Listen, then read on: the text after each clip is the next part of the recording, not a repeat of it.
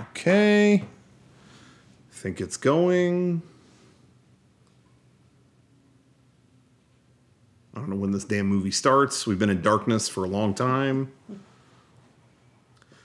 I thought there was a way cooler like intro to this movie. I thought, you know, I think they could take a page. There we go. Paramount Pictures. So if you're watching this right now, Paramount Pictures is faded up and now fade. Oh no, is he going to do the I believe in him? Oh, there it is, the logo. The logo just faded in. Actually, without the intro here, the movie's only 2.5 hours long. Oh, okay. It's a half hour of blackness.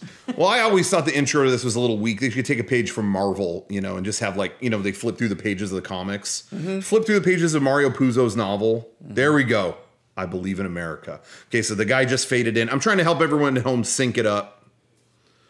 But now that hopefully you've done that, welcome everyone. This is something that we've been asked for a long time. I just want to do a little bit of a preface here. I talked about this a million times on our podcast over the years, things like that, that anytime there's a holiday and I'm with the family, I will come over and what's on TV? The Godfather. It will be on AMC or whatever. And anytime the channel gets flipped to that, the same thing transpires, which is it's on a scene. Wait, leave it on this scene. Wait. This is the best part. Okay. And we end up talking about it. And I swear, we've commented on some of these things hundreds of times, but it's brand new every time because The Godfather is that good. So people have said, why don't you ever record this phenomenon happening? Record it with your family. Well, guess what? I'm here. This is Rocco. And I'm here with my mom and dad. Hello. Hi. That you'll have to figure out who was mom and who was dad. But they're here. And we're doing our best. We have this movie on a low volume. It's very low volume. You do have the subtitles on, right? Yes, subtitles are on. But I think, you know, a little volume will go a long way, I think. But anyway. Now, I just want to tell you something right out of the gate. Yeah. I don't remember this part. What? The opening? I was going to say the same thing. After I told everyone, we've watched this movie at least 1,000 times. At least 1,000 times. And I do not remember this. I agree, though. I don't remember this either. I think this is this is the I mean, I do remember. Isn't this part of Godfather 3? Yeah, we're watching in reverse order. There's a different order online. People on the internet say it's cooler to watch them backwards. It's the machete order. No, but honestly, that doesn't surprise me too much because anytime we watch the movie, it's like you turn it on TV and you're like 2 scenes in, or you know what I mean? It's very, very not that many times where we actually put in the DVD or the Blu-ray and watch it from the beginning. You know, that's true. But I literally don't remember this. Well, I do. That's so I do funny. Remember it Great now. start. Yeah. All right, commentary time. I don't remember any of this. Yeah. What movie is this? I've never seen this, so this is going to be fun to watch. Welcome to the Road commentary. This is one of our favorite. Cormac McCarthy. Was it Cormac McCarthy wrote The Road? Mom, you know? No, it was not. Now that you said that. Now you're on the spot. Oh shoot! I don't remember now. Yeah. Okay, you can kind of hear it now. Anyway, so yeah, this is The Godfather. Iconic opening because you have the classic.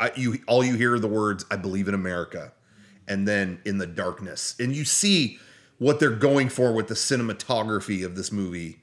You're gonna get a lot of darkness, which is kind of a rare thing. You know what I mean? Like in movies back then, they were lighting things up. You know, it's very just even lighting, whatever. Not in this movie. They keep it dark. Well, and this is 4K, so yeah, I've yet to see this in 4K. Yeah. This is the new 4K version we're watching. And what is interesting there was some controversy with this. See, you guys didn't know you signed up for 3 hours of this. There was controversy with this new 4K version a little bit because they cleaned it up so much. But what they did when it was on Blu-ray, the latest version, it was a lot more gold because it was supposed to be, they always wanted these to look kind of like old family photos a little bit. But with the new 4K version, they toned the gold down a little bit just to make it more subtle. And so a lot of people were like, "Oh, I like it when it was look more gold." So where do you sit, Goldgate? Where do you stand? Maybe that's why I didn't recognize the beginning, is because there wasn't as much gold. Yeah, you know. That's, What am I even looking at? yeah, it's actually starting to come to me now. Yeah. Yeah, he's offering. Yeah, he's asking for a favor. Yeah. Boy, that cat was like jelly in his lap. Yeah, I thought I heard that they found that cat on the lot before they started filming or something in the Paramount lot. That's what I heard. Oh, I was gonna say, I wonder if that's his cat. Yeah, I think that was what it was. He found it or something like that. Anyway, I'll have to keep an eye on the volume there. But yeah, as he said, they're doing this because can't refuse a favor on the day of his daughter's wedding, which is, I guess, is a Sicilian tradition. I'd never heard of that. Have you ever heard of that? What? Outside of this movie, a tradition, you can't turn down a favor on your daughter's birthday? I think they made up that lore for You mean birthday or wedding? Or, sorry, wedding. Yeah. One of them. Well,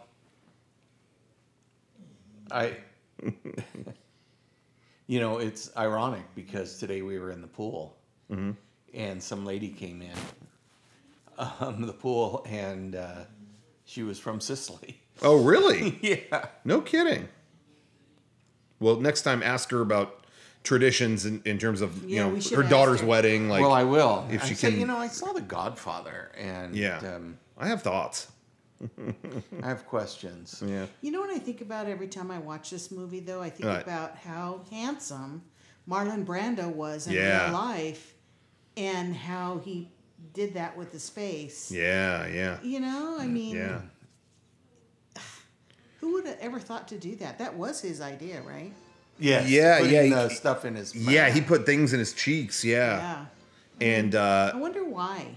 What was it just transformed him. Yeah, kinda, I think. I guess. But how fun? Yeah, it's like I know all kinds of people that think, he was like that old by this point, but he aged himself so much. Yes, he was very handsome because I think around this time he went on a talk show. Yeah, it was Johnny Carson or something, and I was amazed. Yeah, yeah.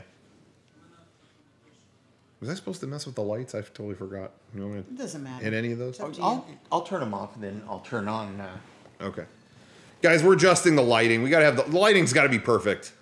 That's right. For The Godfather, we can't just have normal ass lighting. And you people at home might want to adjust your lighting too. Yeah, this is your opportunity to do that. If you have maybe subpar lighting, maybe start to adjust accordingly. Now I have to say, this is the 4K. The Godfather is looking fairly crisp here. Like this is very crisp. This is a very high quality copy of The Godfather. So we're not just watching. There's no DVD VHS stuff. Did you? You guys had The Godfather on VHS. You've had it in every format it's been available. Right. Yes. Do you still have them in the other formats? Yes. Really? I have the Blu-ray. I'm going to try to sell it. Okay.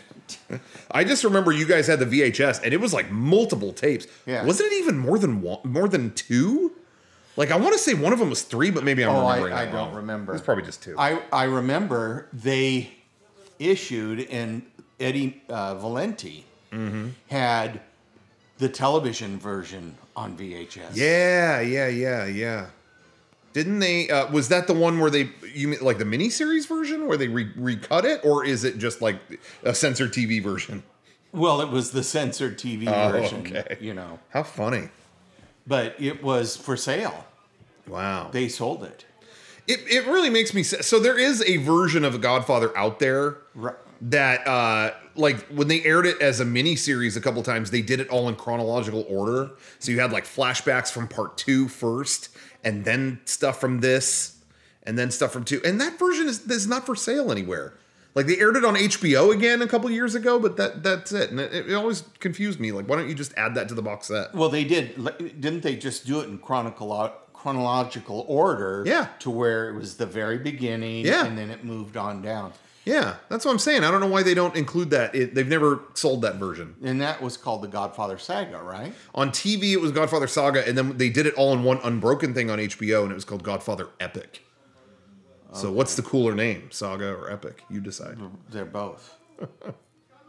Gabagoo. This whole part, to me, feels so real to like big Italian gathering. You know what I mean? Yes. Yelling at each other. Hey, come on! What's the matter with you? Hey. Well, with maybe less federal involvement, but yeah. At all our parties, it was very similar. The weddings were very similar, except the FBI didn't show up. And the ushers didn't have holsters with guns in them. But other than that, it was close. Yeah, it was close. I remember at my my brother Nick's wedding. Yeah. My grandparents were very much alive, and my grandfather used to make wine. He made the best wine, and he had a wine cellar, and he used to do all that. Yeah. But the wine was not only delicious, but it was strong.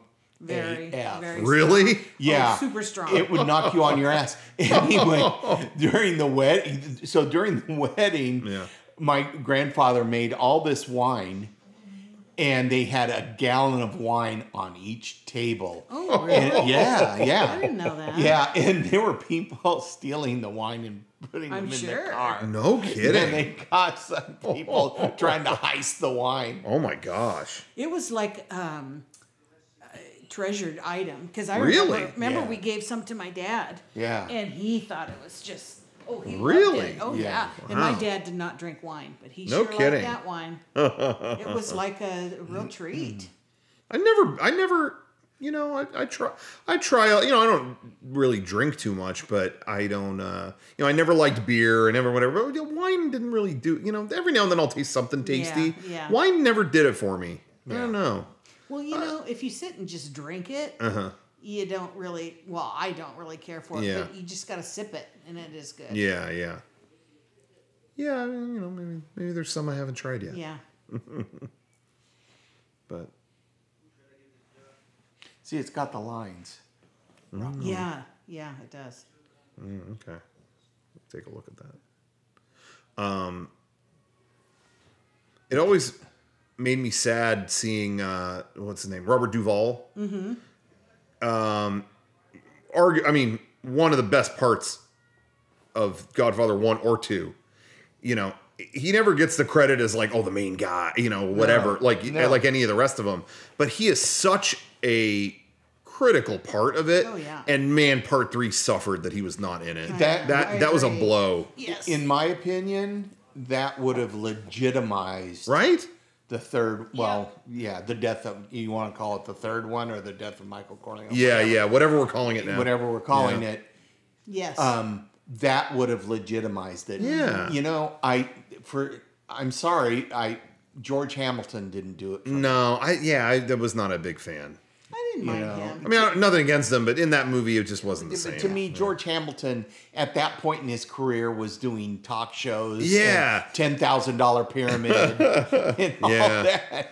That's how it was. Yeah, for me, as a young kid, I never saw him in, like, good stuff. I only saw him doing, like, bit parts in, like, Disney Channel movies and stuff. And he also, at that, didn't he did westerns and stuff. Yeah, but a lot of good stuff the movie he did prior to The Godfather, I think, was or Dracula Sucks or something. Dracula Dead and Loving It? Was that it? I think so. Yeah, and it was kind of a disco Dracula movie. Maybe that's something. Maybe that's something else. I don't know, but regardless, and then he's the concierge or whatever he is in The Godfather just didn't. Got it. Yeah, I know he did all those westerns and stuff, but it was before my time, so I only knew him as kind of a cheesy actor, unfortunately. Right. And Robert Duvall, why didn't he do it? Was it because they weren't going to give him the same level of billing and the same salary and all that kind of stuff? Yeah, Is that why I think it was just a pay dispute. Yeah, he wanted to be paid as much as Al Pacino, from what I understand. Really? And, he's like, well, I'm one of the OGs, so pay me like that. And it was what do you think about that? I mean, I think that all of these movies are going to be around for many, many years, and now he's not part of the last one. Yeah. I mean, to me, I don't know. Well, I think a lot of what were you gonna say? Well, what I was gonna say is that you have to look at it as You know, I want to be paid as much as Al Pacino. Okay, you think you deserve that. Can we do the movie without you? Yes. Yeah. Can we do the movie without Al Pacino? No. Well, then he should make more money. Yeah. You know, I mean, there's the, you know, swallow That's a your good way of pride. thinking of it, yeah. I think a lot of times with these negotiations, though, they call bluff. Yeah. Where it's like, well, I'm not going to be in it, and then they end up getting caught because what's funny, and I don't even know if you guys know this, they did a Godfather video game like in 2006, and Robert Duvall came back. Yeah. So you know what I mean? It wasn't like he didn't want to be in The Godfather, but it was like, you know, I think it was the negotiation went bad, you know, or something like that. Just like Marlon Brando didn't want to film the the third or the part second, 2, yeah, part he's done 2. part 2, yeah, right. But he did the that movie with Matthew Broderick. Yeah, that's right. I totally forgot about that. Oh my gosh. Where he played the mafia guy or whatever. Yeah, what was the name of that? I can't remember. The student or the something. It wasn't the student. No, something like that. Yeah. Yeah, but anyway. But yeah, he's kind of a parody of himself in that movie, right? And he would do that, but he wasn't in The Godfather. But, now he was just weird. Yeah, I think Marlon Brando was a weirdo. Yep. Yeah, I think that's pretty safe to say. But yeah. Yeah, so it was devastating to not have them in the sequels and stuff like that. Right. I mean, part 2 still turned out good despite Marlon Brando not being in it. But of course. But man, part 3 was missing everything. Oh man, you know who they were missing the most? This guy. Yeah, definitely. This guy was not. Like, he could have thrown down in part 2. Imagine if that's how part 2 ended. It's like, we don't know what to do. Frank Pentangeli's over here. Hyman Roth is over here. What do we do? Bring him in. And he would just go... See, now that's our Uncle Victor. Yeah, seriously. Right? But see, there's like very familiar things in all of... They nailed this, you know, the party so much. Well, you're using the word nailed at a very inopportune time. I don't know what you're talking about. No. But nonetheless, that was Uncle Victor. Yeah. He always led the Grand March, which everyone would do the train, like a conga. Conga line, and he would be the leader. Oh man, We should do that at all the weddings. Yeah, he did that at all the weddings. I just think why this scene is so good is it really doesn't feel like anyone's acting. You know what I mean? Right. Like, you're not watching anyone, great performance here. It feels like this is happening in real time. It does. You know, that there's not a lot of scenes you could say that and stuff where it's like, it feels like they just rolled camera. Well, I remember when this came out, my mom and dad went and saw it with, I think, my Aunt Mary and Uncle Tony. Maybe my Aunt Rosie and Uncle Dan, too. I'm not sure. Okay. What do they think? And they loved it. And they came back and said, now this is 1972. Yeah. Right? And they came back and said, you have to see this movie. Really? So I was 16 years old, or 15. Okay. And so I went with my brother Nick and his bride of 1 year, Peggy. So we went there and saw it at the Valley Circle Theater. And otherwise I couldn't get in because I wasn't 16 and it was rated R. Oh yeah, of course. But nonetheless, we went and saw it literally, I think literally the next day after my parents saw it. I don't remember the first time I saw it. Was it with you? I'm sure it was. Really? Yeah. I think so. I don't remember. How old were you guys when you actually first met? You were friends, whatever. How old would you say? I was 15. Oh, okay. I think Dad was 16. I think I was actually 17. Well, And I you was were 15. 16. No, you were 16. 15. Uh-oh. All right. See, This is first gonna argument. this is gonna get 15 bad. and 16. This is gonna Whatever. It was literally 1973. This came out in 72, I thought. Yes, it so did. maybe you waited. Well, yeah, we didn't see it. Yeah. But it was 1970. What did you think of it when you first saw it? Did you love it immediately, or was it or you had to like warm up to Loved it immediately because this was so familiar. Yeah. To and keep in mind this is 1972, so I mean we were going to so many weddings. Yeah. And weddings weren't like they are now, where they're $25,000, so you really can't invite everybody. Yeah. They would invite everybody. You know, every second, third, fifth cousin. Yeah. But so this was so familiar. Yeah. That we just thought it was fantastic. Yeah. In fact, I went and saw. You know what? I did. I went and saw it with my brother Nick and sister-in-law Peggy, and then a week later, I went and saw it with my friend Mike Picard. And I remember telling him when he was talking to Michael in the restaurant before he got his head blown off. Yeah. He goes, spoiler, sorry if it's anyone's first time watching The Godfather. Oh, sorry. that you're watching it with commentary first.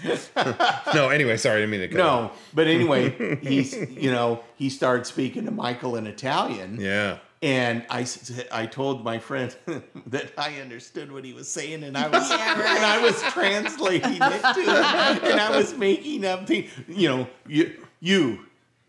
You have funny feet. And then like, why is he saying that? I don't know. I don't know. It's I don't know very why. strange guy. Strange guy. You know. So anyway, I go, I know what he's saying. What? You have really big feet. Classic line.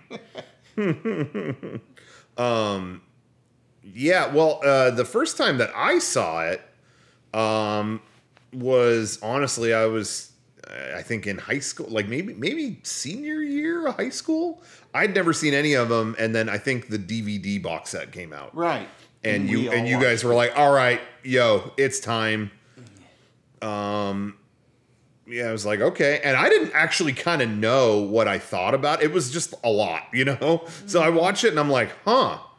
And there were parts of it that I will say I felt like maybe I saw this a little too late. Like, you know what I mean? Like watching it the first time, I'm like, oh, the horsehead thing happened. And, it's like I had already seen that in culture so many times. So I was like, oh, I kind of had that spoiled for me. But then you see it again and you see the movie for what it is, as opposed to your expectation of what it should be, Right. So I saw it. I thought it was good. I thought it was good, but I was like, I don't know. I have a lot of thoughts. Face. I know. I didn't know what to make of it. And then you showed me part 2. And I was like, whoa, this one was complex. And I kind of was like, whoa, they weaved a story here. And believe it or not, it was actually part 3 that made me... Now, I didn't think 3 was as good as the other 2, but it actually gave me more appreciation for the other 2. Does that make sense? Yes, but this is the best part. Oh, yeah. Yeah. This is supposed to be based on Frank Sinatra. Yes. Right? Yeah. Something like that. I mean, what's his name? Martino? Yeah. Al Martino or whatever. Yeah. It's supposed to be based on Frank Sinatra. Right, because Frank Sinatra wanted to be in the movie From Here to Eternity. Oh, is that what it was? Yeah. See, you listen to this. Who was the mob? Yeah. And you learn things. People out who there. was the mob boss at that time? Oh, I don't. Giancana. I don't know. I don't know. Other than that's how he got the role in From Here to Eternity. Yes. Yeah. Okay. But the character, this is Johnny Fontaine, right? That's Johnny the character. Fontaine. Yeah. Al Martino was the name of the guy that played it, I think, wasn't he? I think. I can't remember. Yeah. Oh, watch this. This is great. There's a blooper here. I don't know if you guys have ever seen this. This woman did not know they were shooting. Watch. She walks in. Watch. On the left. Hi. Oh. I don't think I ever noticed. Really? Yeah. They were shooting, and they were told to just have fun out there, but she didn't know they were going to open the door. That's funny. Anyway. And you could tell he's pissed off about it. I was like, I ruined another take. I'm not doing that over. I'm not doing that over again. For those who maybe are trying to sync it up, they're carrying a cake now. Big cake. Showing everybody the cake. All right, now just cut to they're back in the, Yes, room. that cake was so big. That cake was the saddest cake. They said it was in tears. Oh, I get it.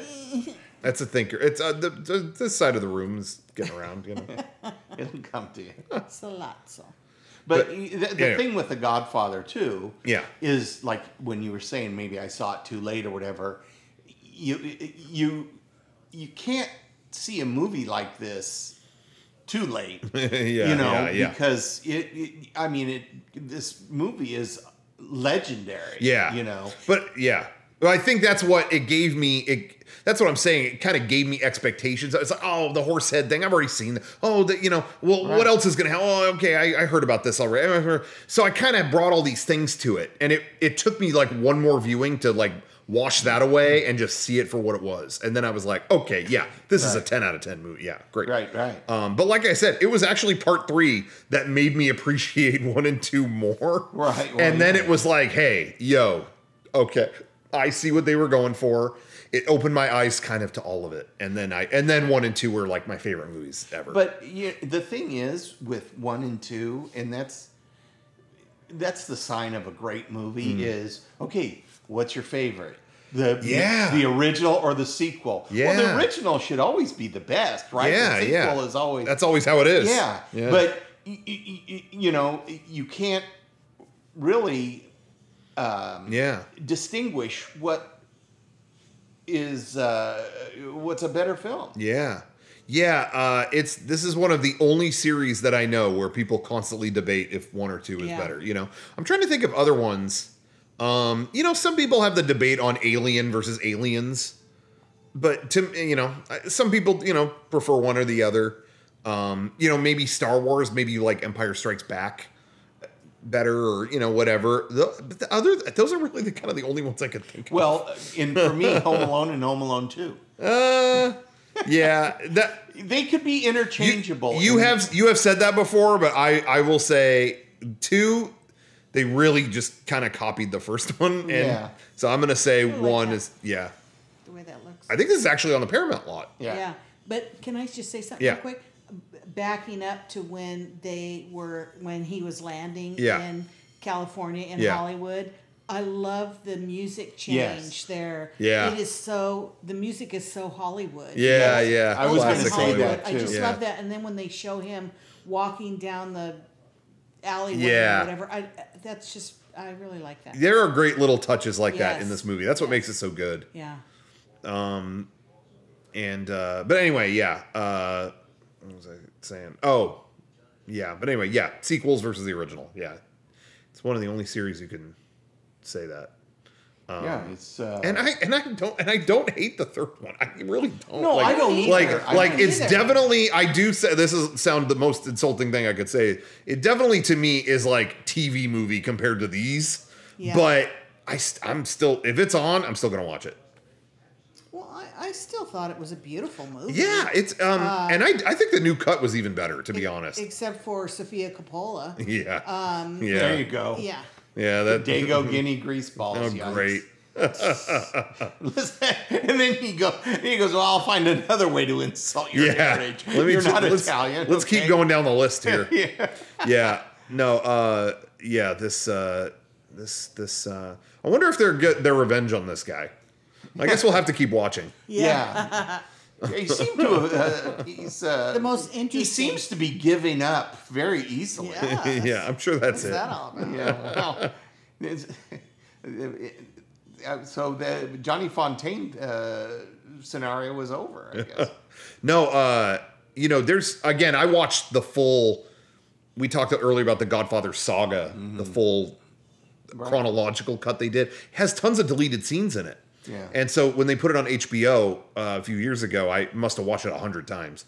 But anyway, there were a ton of deleted scenes, and one of them was from this part where he kept, they're touring. What's the producer's name? Wolf. I already forget. Yeah, Wolf. They're touring his compound, and Tom Hagen keeps seeing a young girl around, almost like he's keeping like a teenage girl around here. Mm-hmm. You know what I mean? And like he looks upstairs and she's there and she goes back into her room. It's almost like, oh, this guy's a major creep. You know, he's got like a young girl like being held there kind of. And they removed that. I think maybe it was like too much or something like that. But that was in the saga cut and it was weird. It was ooky. Yeah, I really love the horses. And I honestly, the thing that I love about this movie is nothing happens to them. Yeah. They just keep them in the stable. They keep them fed. You always like to see a horse treated well. Prized possession. Yeah, it's just really, this is such a pro-horse movie. Well, I want to say that PETA gave their blessing for this movie because they were so, with the cat, petting the cat. Oh, yeah. That they thought that this was a beautiful enactment of how you should treat animals. Oh, that's good. So... Let this be the benchmark for that. But anyway, going back to what you were saying with part 3, though. Yeah, beautiful movie. I do think ultimately, there's some real nutty choices in it, but it's overall a good movie. What were you saying? Well, right here, how Fontaine ruined one of the girls. Yeah. Is that maybe what they're... Well, and he talks about, he's even talking in a second here, he has a line about like, he's gotten with some of his actresses. Like, right. There's definitely ooky vibes here for sure. Right. And I think maybe Coppola thought, enough said. Like, we've already covered that. You don't need to keep seeing. It's like how many times? Right. Let's not make it too ooky. Right. But you know what? You don't want to beat a dead horse. No. I'll have to think about that one. I don't know. Yeah. Look at that, how he's all over him. Now, you notice what was on his table. Did you notice when, if this, come on, Robert Duvall's got to get the hell out of the way. But there's a big platter of oranges. Oh, so the famous, I don't know if it's a myth or whatever, but there's always a thing about like, Coppola always puts oranges in the shot when something bad is going to happen. When someone's going to die. Or something a heinous act is going to happen. Something bad just happened. Fontaine didn't get the role. Yeah, what a bummer. Bummer that didn't work out. Yeah, but this coming up is the most classic movie scene. Would you say? I would say. Is this number one? Yes. Well, anytime you want to convey... I mean, it was so shocking convincing and someone of anything. Yeah. You have to go... I'm trying to think. You got to show off. You got to have an Oscar by your bed. Yeah. I don't think I ever noticed that. I don't think I did either. That's funny. Well, in 4K, in regular, it wasn't visible. 4K, on DVD, it was totally invisible. You couldn't see it. I know this is fiction, but how would they be able to pull this off? Yeah. Do you know what I'm saying? I mean, it's kind of a stretch, but... but you know what? At the foot of his bed. Yeah, but at this point, it's all over. Yeah, nobody cared. Yeah, that's true. Maybe he was drunk and passed out or something. Or he was drugged. Yeah. Look, you never know with that. He does look sleepy. Was so creepy. Yeah, it's such a great mislead too, because you're going, oh, they cut him. Yes. Wait, no. Look at that. It just keeps going. That is unreal. Like, oh my God. Oh man. And then this is the best part, right? Yeah. Oh, and they keep cutting out. Oh, that's so great. That's so great. Wait, I thought he wasn't no band leader. Is that what he said? Something like that. Yeah. Damn. Well, anyway, I'm trying to think. What's a more famous scene? I honestly, the things that come to... If you ask me what are the most famous movie scenes, what comes to mind are that and like Luke, I'm your father. Like, to me, that's up there. What else? I don't know. Nothing on that level to me. I don't think there's that joke, you don't want to wake up with a horse head in your bed. Yeah. Yeah. That's not just a good scene. That scene changed culture. Yeah. That became part of the lexicon. Right. Or whatever. And so has make them an offer they can't refuse. Yeah. It's that line. Yeah. Tatalia's a pimp. Sorry, I'm you're jumping way ahead. I'm jumping way ahead. But yeah, now it's very sad seeing James Caan because I know he just passed. he was so young. I know. Well, he was old when he passed, though. Yeah, that is true. It's important to note that.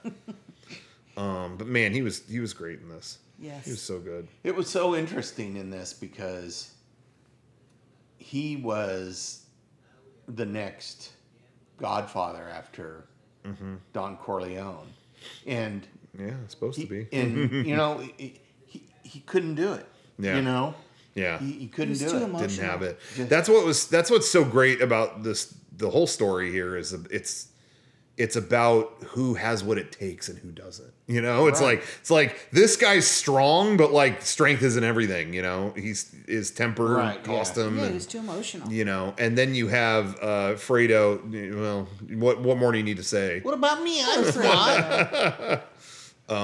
And then it's like Michael clearly doesn't have a at least outward desire to do this stuff, but he's born for it, and it's like that. It's like he can't keep that at bay, you know. And anyway, now I was under the impression at one time John Travolta was supposed to be in Godfather 3. Yeah, in 3 or the original? No. 3. He was He was too young for the original. Yeah, he was.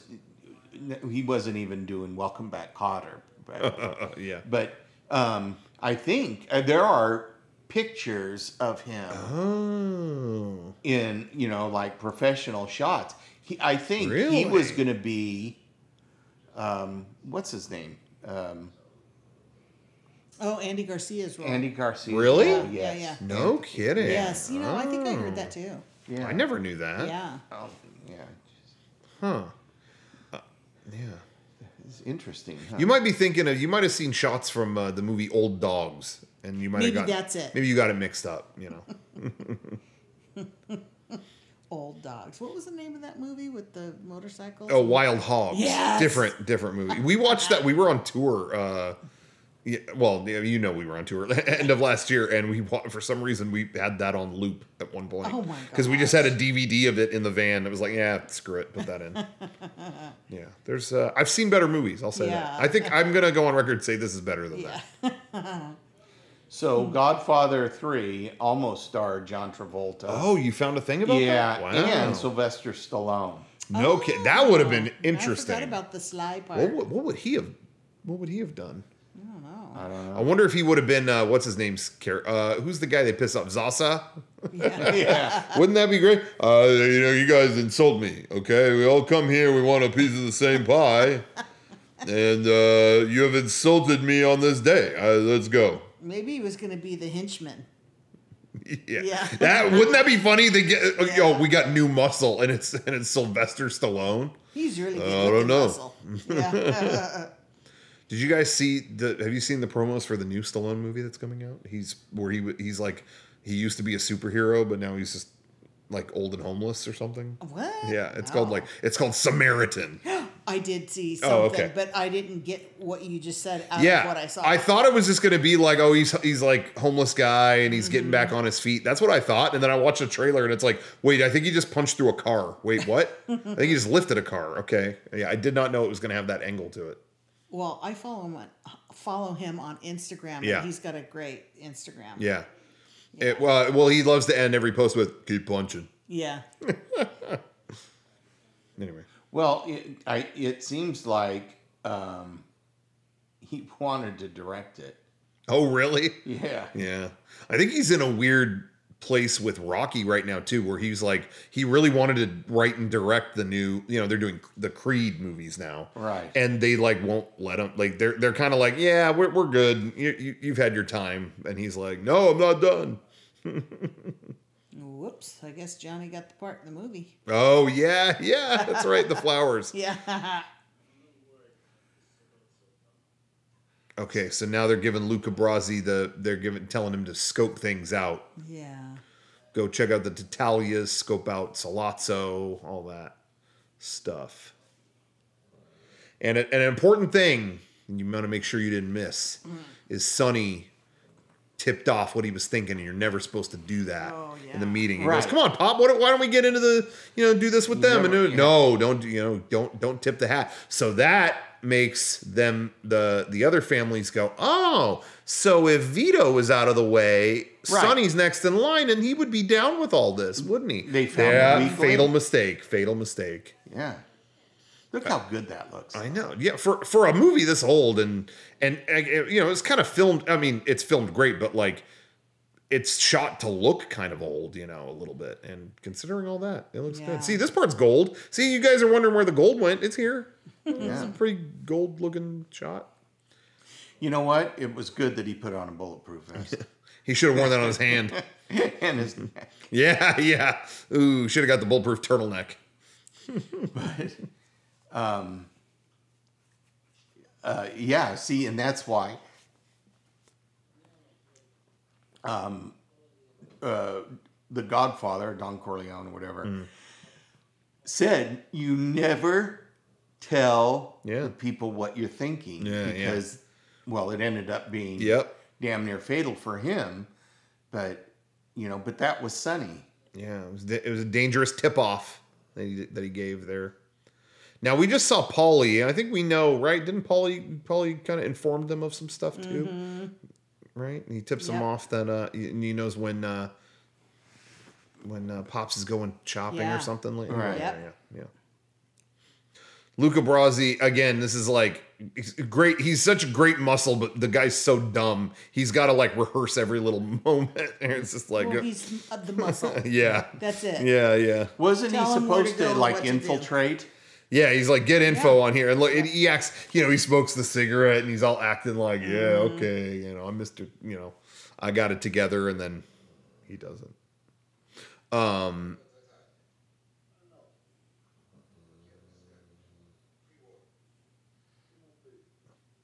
the way he's set up, you think like you're going to see Luca Brasi do some crazy shit in this movie. Right. Oh, he's their toughest guy. Yeah, can't wait to see. And this is the first time you get to see him in action.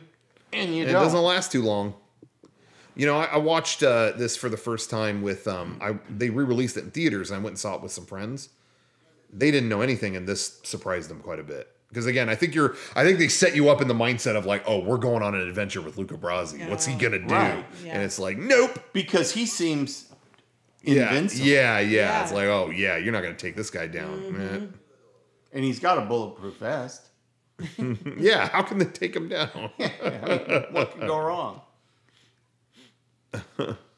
Doesn't he say "man"?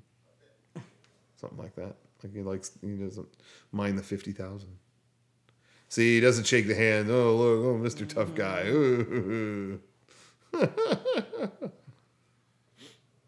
I think this scared me the first time I saw it. Ooh, look. Yeah. At his face. Ooh. Oh, jeez. And that, his eyes are going to pop out. Yeah. Look. Yeah, he sold this well, this actor. Yes. Boy, that takes some Look at his eyes are getting red. It's like they're drowning, like drowning a whale. Look, he keeps eye contact the whole time. Ugh. And this guy is an unlikely adversary, Thought he was just going to be a bartender. Humble bartender. His hand's still stuck on the bar.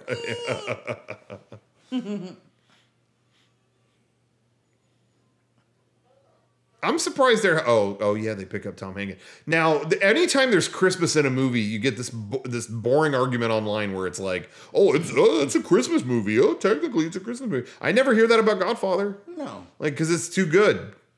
Right. Maybe I'm saying they do that with Die Hard every year. Maybe Die Hard's not that great, so they got to get into holiday arguments. Maybe. I'm calling you Die Hard fans out. Oh, there you go. And this guy. Oh no. Going to buy Fredo was useless. There are the oranges over there. See? Yep. Always oranges. Merry Christmas. I want some fruit. Classic. The most classic line from The Godfather. Of course. Look at the thing, Jake LaMotta. Oh, Yeah. dude, are we in the same? Does this mean Raging Bull and Godfather? They're connected. That's right. The cinematic universe? Who played Jake LaMotta? Robert De Niro. Yeah. Who played? I just rewatched that, by the way, like 2 days ago. That was in Raging 4K, Bull. right? Yeah, that just came out. What were we going to say? No, I'm just saying. A coincidence? There are no coincidences. I think this is the first cinematic universe. See, That's terrible. when I saw this for the first time, I'm like, damn, he's barely in this movie. He got shot. I thought I did not think he would survive this. Well, who would think that? How many times? Obviously, was he shot? Fredo didn't 10 think times. Yeah. Come on. Well, yeah, look at 50 Cent. That's true. 50. Can you imagine? No. Okay, imagine someone right now comes up with a gun, boom, and you get shot. Can you imagine? Now imagine, boom, boom, boom, boom, boom, boom. I mean, countdown 9. Well, what about the sports guy on Channel 8? Oh yeah, that He happened. He was Wasn't that shot 6 times. Yes. a local news guy? Yeah, but people might not know this, but a local sports guy in San Diego. Well, and what was the deal? Wasn't He's it in just LA now. The Oh, guy really? painted his house, and he got mad because Kyle Kraska wouldn't give him any more money or something. Really? Like that. That's Yeah. what it was? I Yeah. thought it was like just Kyle- a haphazard. No. No, shooting. it's Kyle Whoa. Kraska. And the thing is that, you know, the weatherman, when Kyle Kraska finally came back Yeah. to work, Yeah. the weatherman said, you know, at any party, nobody can ever top you about anything. Yes. It's like, you know what? I've climbed Mount Everest. That's okay. I've been shot 6 And times. survive. Yeah. Survived. Oh my God. Seriously. You know. Now, was it true when he came back to the news, the first thing he said when the news started was, "I live, bitch"? No, Oh, okay. what he did is he drank water and the water squirted out. Oh, That was an old gag. classic gag. I like this you gotta- music here. Yeah. Yeah, that always struck me too. I always imagined the newspaper stand guy going, "Hey, what the hell? You're just grabbing papers? And dime, excuse me, please. Litter. Isn't that funny? That was their internet back then. You just walk by the thing at Yeah. the time. Oh, wait, my dad was just attempt on his life. Okay, But they used to print newspapers all day long. isn't that funny? In San Can you Diego, imagine you that? had the morning paper. Yeah, that's And, right. And then you had the afternoon, which would come out at 3 Man. o'clock. Then you had what was called the green sheet, and that was the late edition, and that would come out at 4 o'clock. Wow. You know, the regular Yeah. afternoon edition came out about 3 o'clock, but it was printed in the Yeah. afternoon. Yeah. So by the time you got the green sheet, the late edition, yeah. that was shit happening from 1 o'clock to 3 o'clock. I didn't even think about that. I remember being at like the grocery store, it was like Vaughn's or something, and seeing. He just has a gun in the Yeah. dresser. He's got like 8 kids. Yeah, but yeah. He's just got a Well, gun in the drawer. Kids back then were smart. They didn't shoot each other. Yeah. Nowadays they did. Nowadays they gotta use the gun. But you saw in Vaughn's. No, I remember waiting for you guys to pay for the groceries or whatever, and seeing the paper, and it was evening edition. Or Yeah. it said something like that, and I was like, they're doing this twice a day. Isn't that crazy? Yeah. Like when you look at the scope of history, it's now you have news coming out of every device in your home all day. All day. But the thing is, you know, I used to work for the newspaper, the Union Tribune. Yeah. And my boss, who was a very wise newspaperman, said, the newspaper today is only for the in-depth part of the story. Yeah. Tells the story. Yeah. It's no longer for news. Yeah. It tells the story. Yeah. Which is good. It found its place. Right. Good quality story. What, by the way, I just want to say, this always cracked me up. He just ran it. Writes on the cabinet. But you know what? What a great touch, because it shows you like he ain't thinking about that right now. You know what I mean? It's like, yo, Exactly. I got a pencil, wherever I can put this. That's I always thought that was a great weird touch. I don't care if World War III was happening. Yeah. Mom would kick my ass if I wrote on it. That would never happen in our house. Anyway, but the newspaper became the more in-depth story. You're right. Right. It tells It the wasn't story. just. It's not just letting you know. By the way, this is happening. It's like Right. no, we went in right. depth. And it'll, you know, it tells, it's more of a story board Yeah. now. And even that is old because And what's going on with the comics in the newspaper now? Are they still good? Any good? Do they still have the comics? I haven't looked at that in like 20 years. They still have the comics, but see, now I read all the comics online. Oh, really? Yeah. Really? Yep. They have is it just on like Union Tribune website or is no? There's Comics Kingdom. Oh, really? Yeah, I didn't know that. I didn't know any of this stuff. Tons of comics. Wow. Different comics. Luann. And BC. And Dagwood or Blondie. Man, I was just gonna say I never had gone to before this year. I had never gone to Universal Studios in Orlando, and they've got a park called, I think it's Islands of Adventure is the one this was in. And they've got all these themed lands, and one of the themed lands is Toon Lagoon, and they built it clearly in the early 90s. Yeah. And it's so funny because it's full of properties that no kid knows what it is now. It's like, oh, here's the themed area. It's all comic strips. It's like, here's the Beetle Bailey area. And it's just kids like, what is this? Yeah. And then you go next to it, and there's that Hagar the Horrible. Yeah. It's like, and I know what it is, but it's like every kid is like, what is this? And those comics are still going on. Yeah, but it's just like, but it's like not like that. Not every audience knows what those are, and I just thought that was kind of bizarre. Except all the creators are dead. Oh, really? Yeah. So either their children have carried on, or other artists. Yeah. And sometimes they just kill the strip. But yeah, how funny. Blondie, I think his son carried on. Family Circus, the son. Oh, man, I didn't know any of this. I don't know what the hell's going on with Marmaduke. Marmaduke, any Marmaduke stands out there, if you're listening, if you're up to date on Marmaduke, send us drop us a line, let us know, give us a Marmaduke update. It used to be Brad Anderson who used to draw Marmaduke. Okay. And did you know that, Nance? Mm-mm. Okay, good. What was the one comic? Lucy? What was that one? Lucy. I can't remember. What was her name? Luann. Luann? Maybe? Yes. No. Well, there is Luann. Well, he's not talking about Luann. There's one of those comics that has a new author now, and it's so funny. I can't remember, but they totally reinvented the comic, and I can't remember what it was now. So, well, who's in it? I can't. It's a little girl, and then there's a kid there's a kid with a cap, a boy with a cap too. Oh, yeah. Little girl. What is the name of that? I don't know, but Lucy. No, I know. No. Lucille. I don't know. I don't remember. Kid with a cap, huh? Yeah. Are you thinking of Nancy and Sluggo? Maybe, yeah. What was the name? Nancy and Sluggo? Nancy? Yeah, remember the comic strip Nancy? No, I don't think that's it, Rocco. I don't know, but one of them came back and it was actually funny. Yeah.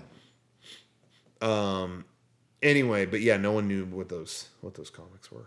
Yeah, Hagar the Horrible. But I was cracking up. But see, I remember Hagar the Horrible was Dick Brown, who drew that. When I was a kid, I was obsessed with comic books. Yeah. And I remembered all these artists, and I could tell who did that artwork and who didn't do that artwork. And, and now, of course, I don't. But well, either way, someday make a trip out to Florida and you can ride the Hagar, or go to the Hagar the Horrible gift shop or whatever. They also had a rapid water ride based on Dudley Do Right. Are you serious? Yeah, they really did. Oh, and again, every kid there was like, "Who is this? Yeah, like, what is happening?" I mean, that's seriously, like our generation. Yeah. Do you remember that, Rocco? Did they have that when you were barely? They played it on Nickelodeon. Yeah, in the early that 90s. was my childhood. Yeah. Dudley Do Right. Underdog was in the same boat. Mm-hmm. Part of the same show. There's no need to fear. Underdog is We used to sit home, or I did, every Saturday morning. Like, I don't even know, from when I got up till noon, it was all just cartoons every Saturday. No kidding. Saturday. Yeah. And I watched them all every Saturday. My favorite were the who's that, Dick? The HR Puffin stuff. Who's that? Jack Wild? No. Sid and Marty Croft? Yes. Yeah. Favorite. Really? I loved him. I don't know why. See, and I didn't. I liked the more loved cartoony. them. Yeah. And then when Hanna-Barbera started doing like Batman and Thundar and all that, I didn't like all that. Yeah, Hanna-Barbera. I was not. I was not a big Scooby-Doo guy or anything. I wanted to see. I wanted to see really. I didn't care about that so much. I wanted to see cartoony cartoons like Looney Tunes, where it would go really outside the box, you know, or get weird. Right. And Hanna-Barbera went into that, you know, again, Space Ghost and all that. And although I did like Space Ghost. But I didn't care for all those. Yeah. I like the other stuff. I like the cartoony stuff. I like the Hanna-Barbera, Huckleberry Hound, and I did like those. Yeah. You know, but some of them. Look how young this guy was. What about Clutch Cargo? Yeah, see, I missed that one. Who was Clutch Cargo? Who did that? Anyway, those were the lamest, but you couldn't stop watching it. Well, I have all the. Oh my gosh! I have all the episodes. If it's a weird old maybe bad show, you got it on DVD. That's we can confirm that. Have you ever seen Clutch Cargo? Bits of it along. Where they use real human lips. Yeah. Yes. So it'd just be like a picture, and they just put lips in it, and that was the only thing that moved. Yeah, it was the only thing that moved. And people out there in Godfather land listening to this, Google Clutch Cargo and try to find a clip on YouTube or something, and you'll be shocked. I like this. Rocco. Okay, I'll move. I did want to say real quick, Clemenza here. So if you're, again, tuning in, they're in the car right now. He's looking at his wallet. He says, you know, a good spot on the west side. I'll think about it. Just in case you want to sync it up with us. Maybe you lost your way or something. He says, watch the kids. They're backing out of the driveway now. Yeah. Anyway, Clemenza was talking to her on the porch. That's his wife. That was his real life girlfriend. Oh, was it? I believe so. Yes, it was. And the reason why, I could be wrong. I think this is stock footage. No, maybe not. I thought there was something weird about that clip, particular. Anyway, so his real life girlfriend. So, you know, as we know, Clemenza, that guy, he is not in the second one. And the reason why, it was another pay dispute. He said, I should be paid like Pacino.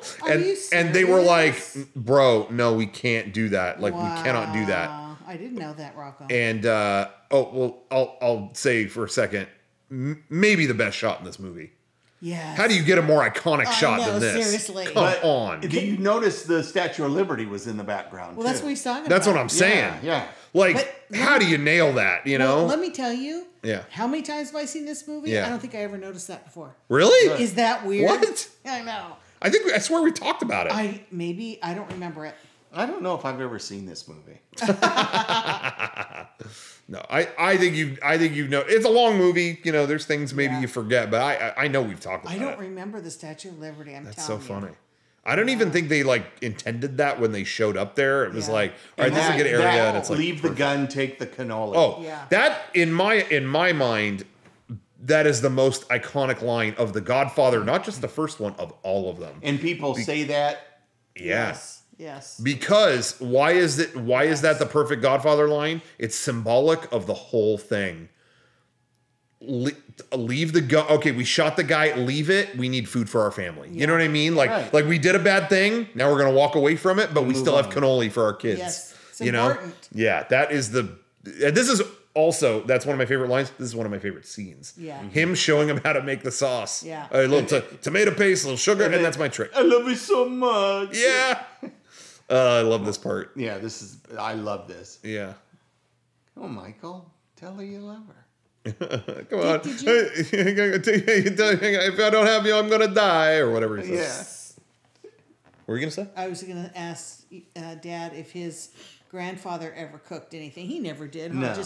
Just your grandmother. Just my grandmother. Yeah, if I don't see you again soon, I'm going to die. But Uncle Roy used to cook, huh? Yeah. But he was the only guy, right? I mean, like Uncle... my dad really didn't cook either. My dad didn't cook. No, but really? What about... Uncle Carmel did. But see, Uncle Dan, I don't know if my Uncle Dan cooked. I know. You have to remember... Probably not. You have to remember that my dad didn't cook because he had an Italian wife. I know that was a good cook. Uncle Roy cooked because he had an American wife. What's that supposed to mean? No, what I'm talking about back in the way Italian days. Well, you know what? And that's... Yeah, and Aunt Billy probably couldn't. But really she was a good cook. Aunt Billy was she a good cook. could, huh? Yeah. Okay. Oh, yeah. But I thought, I might be remembering wrong, but I thought Aunt Billy, I thought she brought cannoli once.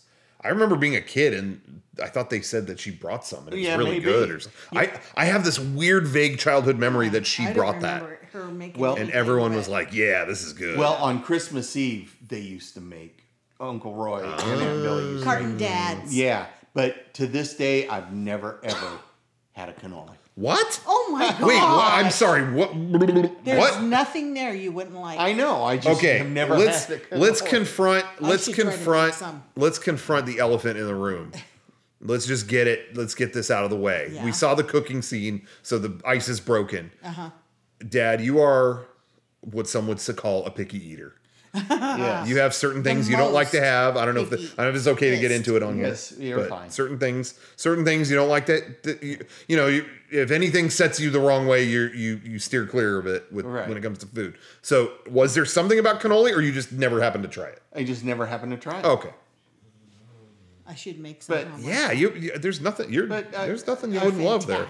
But I've gone so long. I'm almost 66 years old. Why take a chance now with a cannoli? Dick, live it up. I mean, it could live it up. You're gonna kill me. You're gonna take a huge risk having a great dessert. I don't know. I could be allergic to it. I mean, things have been going so good up until now. I rocked the boat. Wouldn't that be crazy? That's the one thing. That's the thing that gets you. Yeah. After all these years, all right, I'll try cannoli, and something you're so allergic to. Exactly. Why? I mean, I guess that's not funny. No. Could happen to anybody. Jackie makes cannoli, and it's good. Oh, does she? Yeah. Yes. Yeah, I think I had that last Christmas Eve or something, right? Yes. Yeah, something like that. Anyway, yeah, cannoli. What just happened? I should tell you guys. I don't know if I told you this, but you would be proud. Well, maybe you'd be more proud if I made it myself. But when we watched, me and my friends wanted to see The Godfather 2 because they only put 1 in theaters, so it's like, well, where's part 2? So we watched it at home, and I ordered. I got all Italian food. Really? So it was like, when we hit intermission, which still feels about like it's about 8 hours in the movie. Yeah. We'll eat all this, and I forget where I ordered from, but we got the best cannoli. I was like, everyone's getting cannoli. You got to have cannoli, and it was so good. I can't remember. I'll figure it out. Who sells cannoli? A lot of these places, really? But we ordered it to go, and it was like, we'll deliver cannoli. I was like, well then. Sounds good. We're on. Anyway. Yes. Oh, what I was going to say real quick, though, last thing on Clemenza. They wouldn't pay him to be in part 2, what he wanted. And then he said, all right, I came up with a compromise. My girlfriend wants to be a screenwriter, so just let her write all my scenes. And Coppola's like, no, I think I'm going to write The Godfather. Thank you. Oh, wait, one of my favorite shots right here. I don't know why. Where he's in the doorway and whatever. It was always one of my favorite shots. Anyway, that Clemenza thing I always thought was kind of fun. And then what he did after The Godfather, he was so popular, he went on a television, he had a television series called The Super. And he was that's real. Oh, yeah. He was a superintendent of an apartment. Who are you talking about? Clemenza. Oh I didn't know that. I don't remember that at all. It was called The Super. I forgot about Wow, I remember hearing something about that. Anyway. But what a bummer he wasn't in the second one. That was another thing. They lost all kinds of people for the second one. But then they did Pentangeli instead, and it was a whole thing. Anyway. Yeah. Well, that was good. This has always been one of my favorite parts of the whole movie. Yes. Is when the creepy hospital. Yes. But look how everything, like you said, gold. Yeah. See, when they went in and cleaned all this up, they just didn't want it to be like every part it's in your face. It's like it's where it's appropriate, and here it's like they're only lit by that lamp. I know. How depressing. Yeah. Just that one incandescent lamp. Yeah. Yeah. Too, No, Tessio's men aren't even there. Interesting. And the nurse is a nurse, and she's going to do anything to protect her patient, Yeah. So, yeah, let's move him. Yeah. I like their people trying to kill him. Yeah. Just immediately, when all the guards have been pulled, something's about to happen. And I really love every shot for some reason. It's like this building. This is a good shot. Totally. Some places that you film, it's like everywhere's a good shot. For some reason, this building, every time they cut to a new angle or whatever, it's like, oh, that's classic. Yes. Oh, that's great. Just a good location. And look, because you're looking up. Yeah. Kinda. Yeah, they just set the camera like on the stairs. Yes. Like, all right, see ya. And this poor nurse doesn't know what the hell she's involved with. And my favorite part of all of it coming up is, you start to see, well, you'll see in a sec. See, they left the camera's still there. Yeah. Just leave it rolling. Just do your thing. I'm back here. Another great shot. All the great shots are in this part. Seriously. And you're looking at this, seeing nothing. Yeah. It's kind of scary. Look, nothing. Yeah. And it's so well played when you see who does show up, because you're like, oh no, what's about? And then look at the silhouette. Well, he's carrying a gun. He's carrying a gun. It's going to go down right now. It's going to happen. The man in black with the gun is here, and then it couldn't be more well done. It's me, Enzo, the baker. Yeah. But even he looks kind of badass even there. I know. Look. The baker. You remember me. It's Enzo. I think there should have been more Enzo in this movie, personally. Well, Godfather 3 was actually supposed to take over. Yeah. Wouldn't that have been great? They all wipe each other out, and it's like, oh, they still got Enzo. Well, Enzo the baker's the only Italian left in town. The chain has fallen that far down. I think it's all on Enzo the baker. Well, he does make those cookies every holiday season. Okay, that sounds good. Speaking of Italian cookies, it just hit me. It has been so long since I had, those Italian cookies, like one of them's a star and one of them's pink. And you know what I'm talking about? Yes. Rocco. Yeah. Okay. What were you going to say? I want to show you something. It just occurred to me. That is a distinctly Italian dessert treat. I know. Anytime you go over an Italian gathering, you're going to see those cookies. Yes. And it just occurred to me, I haven't had those in a long time. And now I'm wondering where I can get them at this hour. What Don't they sell those at Whole Foods? Do they? Those Italian cookies or no? Look what I ordered today. Oh no, did you really order them? Arriving tomorrow. Arriving tomorrow. Wow. Oh my God. I literally thought of those today. Wow. And I ordered them, and I look at the doorstep. I'm getting it by 7 in the morning. They're gonna wait 5 to 7 a.m. So by 5 a.m. I'm gonna stick around, because by 5 a.m. we might have these. I know what's gonna happen is they're not gonna be able to get into the gate. What is the name of the brand? Can Stella Dora. Okay, everyone out there, if you haven't had these, go look up Stella Dora Italian cookies.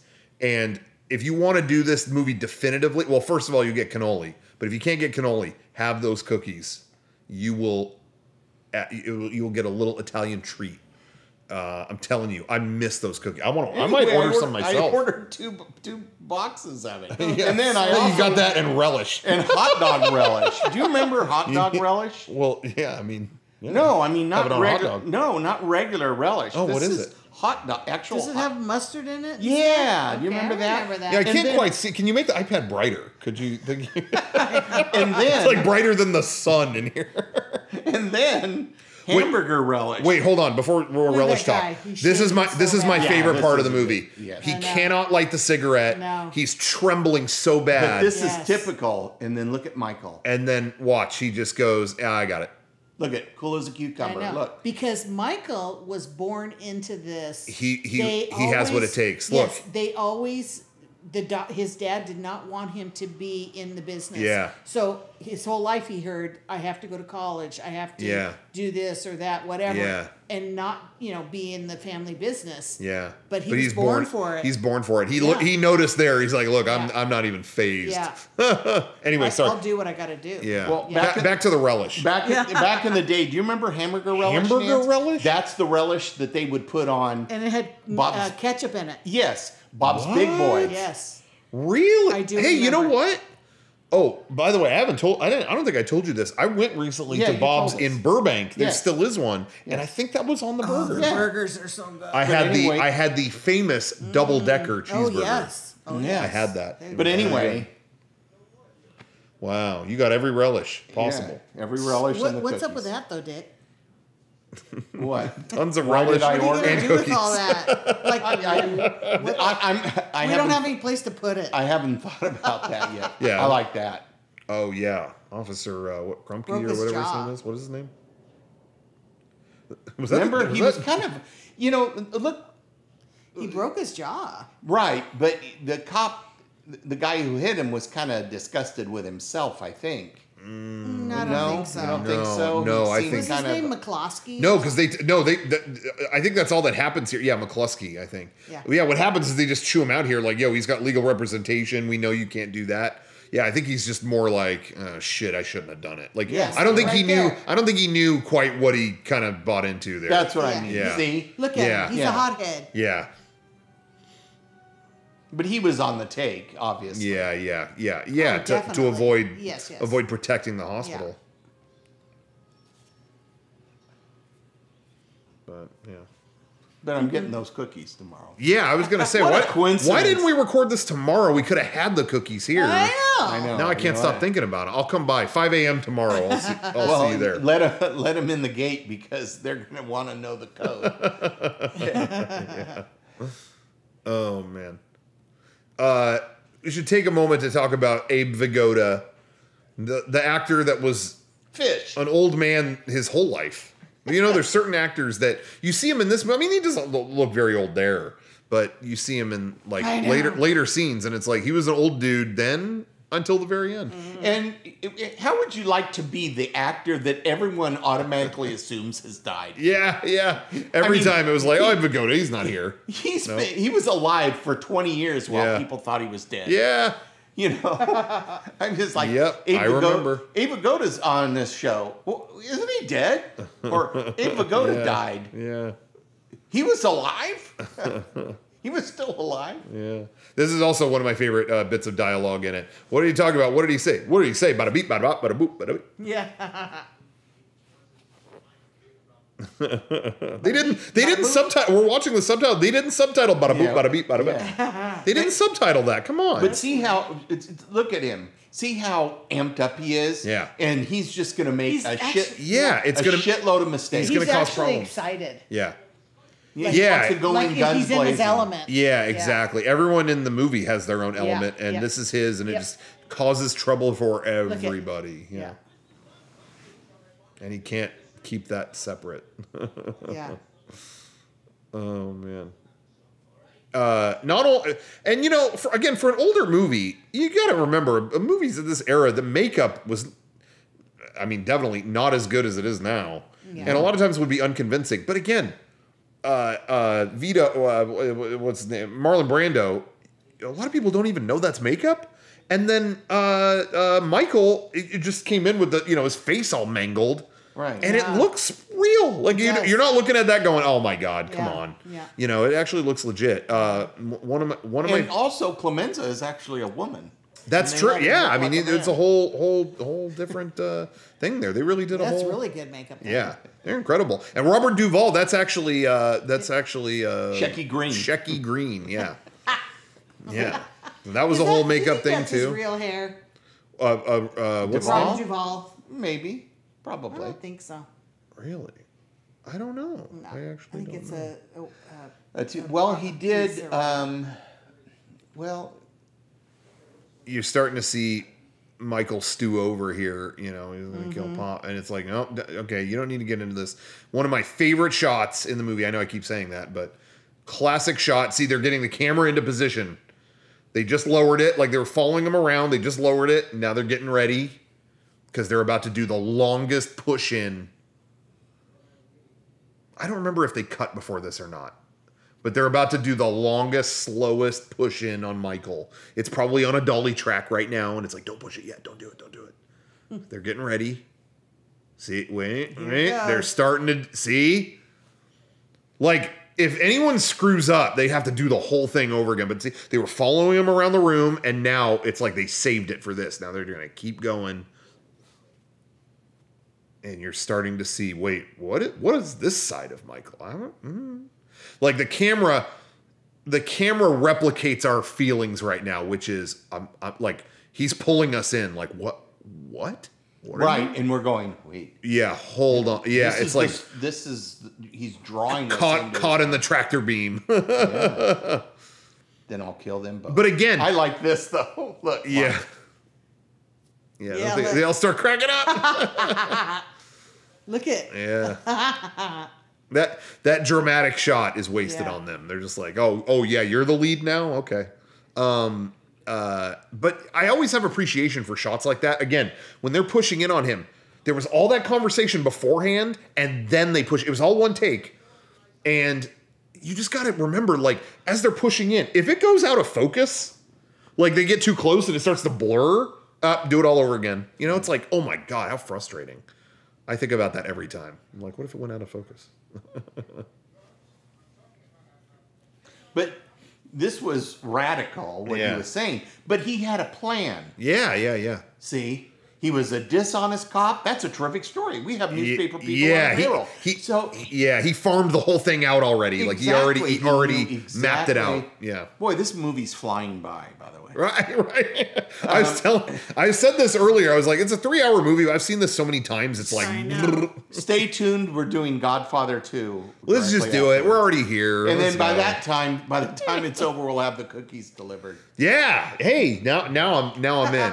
I thought you were joking, but now I'm serious. Anyway, but yeah, he already had a whole plan devised. Didn't even need to. Again, he's just made for it. Yeah. Doesn't it shoot really loud here or something like that? Yeah. Son of a bitch. He made it extra loud to scare off any pain in the ass. Yeah. Yep. There it is. Look at the saint in the background. Yeah. This is what that is. And then there's a picture of a naked woman to the left. but I mean, that's what's so beautiful. Gotta cover all the bases. Yeah. It's so cover beautiful. all the bases, exactly. I always thought about the neighbors during the scene. Go, excuse me, I just heard something really. Was that from your basement? What was that? Can you imagine if they had Next Door during this time? Yeah. I just heard a gunshot. Yeah, Corleone residents. I'm hearing a lot of noise late at night, and I'm not too sure. You don't know about Next Door, or do you? What, the Next Door, like, forums and stuff like that? Yeah. Oh, yeah. Yeah, and it's like every third entry is, I heard a gunshot. Yeah. I just heard a gunshot. Especially like 4th of July. It's like, guys, it ain't a gunshot. No, I think it was. I just heard a gunshot. Or I need someone to babysit my 3-month-old child while I'm at work. Yeah. Can any of you guys on this anonymous forum help me out? Yeah, that I've never met. Yeah. It should work. Oh, man. Dad's not gonna but I always wondered, like, what, he tested the gun a second ago. What did he shoot? Where'd it go? Yeah, seriously. I would love to see, that should be a sketch, is someone on the other side of the wall, like, hey, what was that? Or they should have something stung my ass. They should have had a sound effect of a cat going. Yeah. See, we're coming up with stuff to improve The Godfather. See? It's no movie's perfect. I think Coppola, if you're listening to this, maybe do a special edition. He's playing Pinochle. He's letting him and Italians and Coca-Cola. Yeah. Let me just tell you. Yeah. Yep. Not Pepsi. Coca-Cola. Yep. I think Al Pacino likes to work with facial injuries. Yeah. Because in Serpico, he got shot in the face right there. Oh, I never saw that. Oh, that's such a good movie. Yeah. And it's a true story. Oh, okay. I didn't know that. Really, really good. I think for any actor, I don't know what it is, but having a challenge to kind of work around actually helps you. Yes, because when you're yourself, you can get into your own head. Mm-hmm. But even just anything to add, like add a mustache, add a beard, your jaw's wired shut, it gives you a kind of I'll get around this. Now I'm not me anymore. Get around that. Mm-hmm. I'm sure it does help brings him into the character. Yeah, I find that, like, I look forward to playing. I'm not comparing myself to Pacino here, but I find that playing roles where I do like an accent or something. Hey, everybody, yeah, okay. I always enjoy watching myself more than if I'm just myself. Then it's like, ugh. Well, that's funny. That wasn't a good accent either, but I'm just saying. I don't know what I was doing. Okay, so they've determined where the restaurant is going to be where they're going to meet with Officer McCluskey and Talia to discuss what to do next. After all this stuff has gone down, they're going to talk peace, but that's not what's going to happen. Michael's going to go into the bathroom. They're talking about it's got one of those old-fashioned box toilets with the chain you pull. You have you been to a lot of restrooms that had that? No, but they do have that at the Hotel Del. They still do. That's right. Yeah. Now, do you instinctively check? You know, you go check there. Hey, legitimately. No, I don't check, but I always think about it. Legitimately, I went to a bathroom in New Zealand. Really? And it was old school. Really? And they had the box with you pull the chain. And I thought, oh, this will be so funny. And I recorded a video of me walking up to it to check behind it. You know, I think I saw that. Oh, okay. Yeah, okay. I wasn't sure if I posted it or not because I remember doing another take. Yeah. And I went in there and then someone walked in like rushing to use the bathroom. And it's like, here I am recording in the bathroom going, oh, what's in here? And it was like, yeah, maybe don't record video in the bathroom. Yeah, it occurred. I got caught up in the moment, you know. Yeah. The Godfather fanboy overtook for a second. And I learned my lesson from that. But anyway, yeah. Anyway, classic plan. And now what's funny about planting the gun behind the toilet, that whole thing, is not only do you think about that, if you are ever in a bathroom that has that box thing, you're going to think about that. Yeah. That's every time. But on top of that, if there is ever a mob movie or a mob show or whatever, if a guy gets up to go to the bathroom, you're always scared. Right? That's another thing this movie culturally did.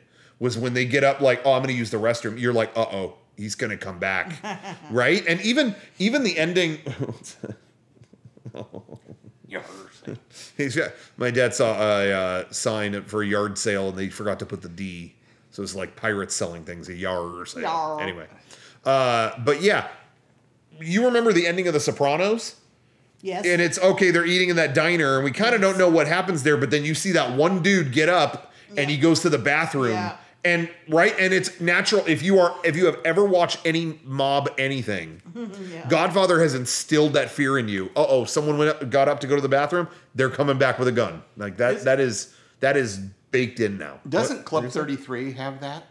I think in the restaurant? Yeah, I think it did actually. The pull chain? Yeah. I did check for a gun. Really? I think so. I don't remember. Maybe just in the men's room? Didn't it have a pull chain? I thought it did. Yeah, I thought it did. I can't remember. I don't think it did in the women's. Well, they didn't want you to be armed, but I think they trusted us men. They were afraid of the women. With the women can't hold guns. Well, you never know what could happen, but I think they have it in there just in case. Okay, a little too much Disney magic, a little too much, fun stuff at Club 33. May have to Michael Corleone. Situation. Well, I think that's where Godfather got their idea was from. Yeah, they went to Club 33. Man, Disneyland rules. I just had an idea for a movie. Yeah. Yeah, now the guy's apologizing. Yeah. Creep.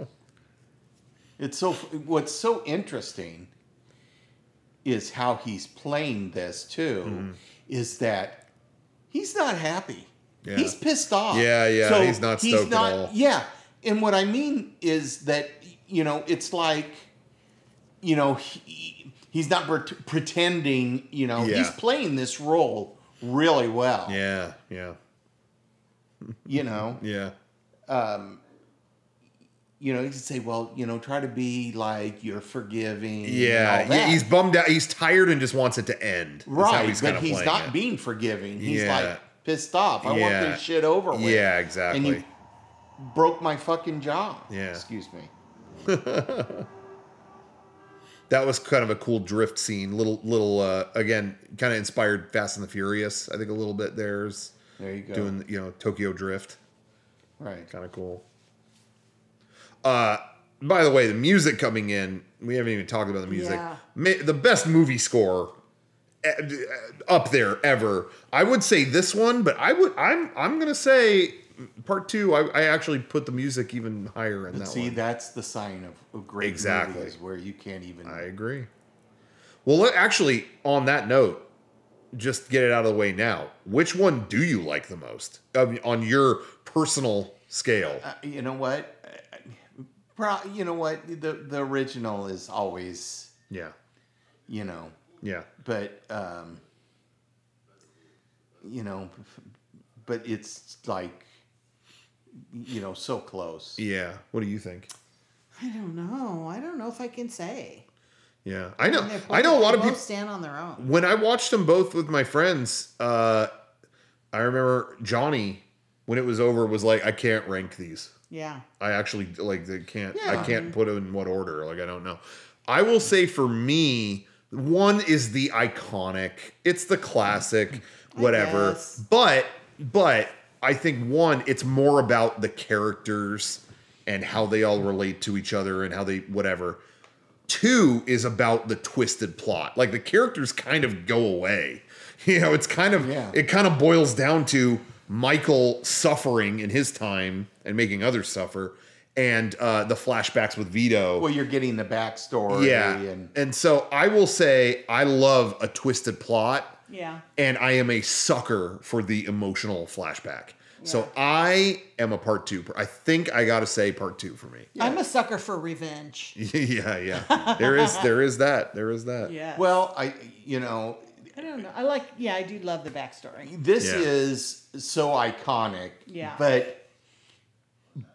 But part two is like a really complete package. Yeah. You know? Yeah. Like I said, if they could have just had Marlon Brando in there. Yeah, and in part two, he was supposed to show up at the very end. Right. So then you have Michael and Vito looking at each other, the two ends of the story, where it started and where it ended. And that is kind of perfect. I wish it had that. But I'm also not going to complain about how it turned out because I love the way it was too. So, right. It is what it is. Can you think of any other movies where there's a sequel and it's just as beloved as the original? Yeah. Now, like I'm automatically thinking of Alien and Alien. Yeah, I brought that up earlier.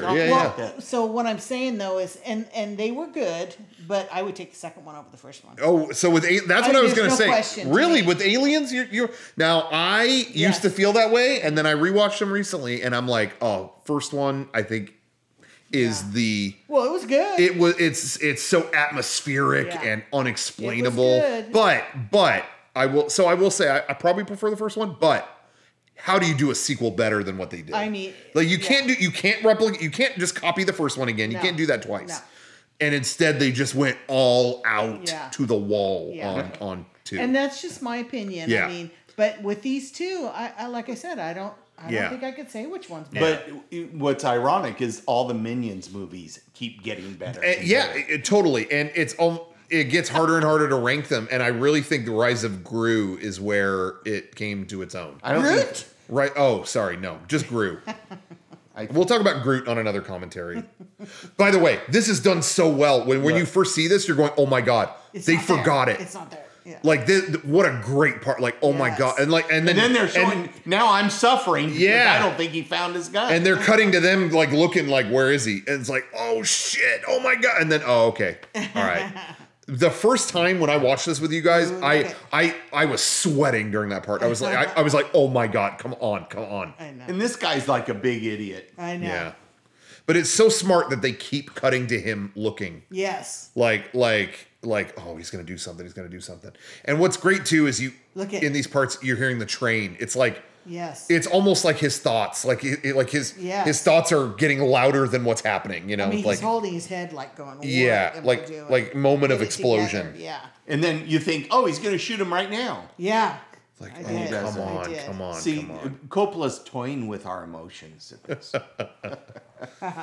And you got that, and the blood red outside against this. That's it's true. all black and red. It's like something evil is about to transpire. And look at his face. He's pitiful. He's just like freaking out. Yeah. He's like, okay, don't have a panic. Yeah. And you notice he's unshaven because he can't shave because he broke his mouth. Yeah. And then, if you could actually hear the audio, the train gets louder and louder and louder. Again, it's like the thoughts are building up. He's going to have to do it. Look at his chin is quivering. Yeah. Like, why? Yeah. And he's not hearing anything. Look at the waiter. Oh. Look at the waiter. Oh. I like this. Look at the way he licks his... His tongue. Oh. They did a great job of showing when you get shot in the head, it takes you a solid minute to figure out what just happened. I'm sorry, what? Like you have to catch up to the incident. Oh my god! And the music here, perfect. The score is perfect here. Now I have been told that originally it was planned. Okay, intermission right here. And I don't know if it ever was in theaters that way, but I thought I had heard that they forgot. Yes, you know, they had an intermission. I'd been told by some people they saw it that way. Yes, that's what we saw. A break. That was in the intermission, and then this interesting. Came back. Intermission is not. I think they did away with that pretty quick because it's never been on the home video release. But part 2, the intermission is still in there. Yeah, when he sits on the steps, oh Michael, I love you so much, and then it goes to. It says intermission. Funny thing about this scene, Coppola was super busy, you know, obviously doing everything. He was like, I don't know how we're going to edit. You know, they don't have computers. Editing this with all the fade-ins, you know. He's like, I don't know how I'm going to even get that done. You know, how am I going to get that done? I've got so many things going on. George Lucas, his friend, stepped in and said, I got it. He edited this part. Oh, wow. Isn't that crazy? Yeah. The guy who created Star Wars. You know what I mean? It's like kind of unreal. And the first, if you look closely at the next scene, you see a C-3PO. Yes, you got to look really carefully. Yes. And he goes, oh, sometimes the 5 families strike back from time to time. Oh dear. Oh, look at that, throwing away all. Oh, look at that. This is my favorite shot in the whole movie right there. Because he was so hot. Oh man. See, with Lucas, why did they just do the crawl? The the text there. The 5 families fought. Yeah, it was a brutal war. There were heroes on both sides. Evil is everywhere, or whatever.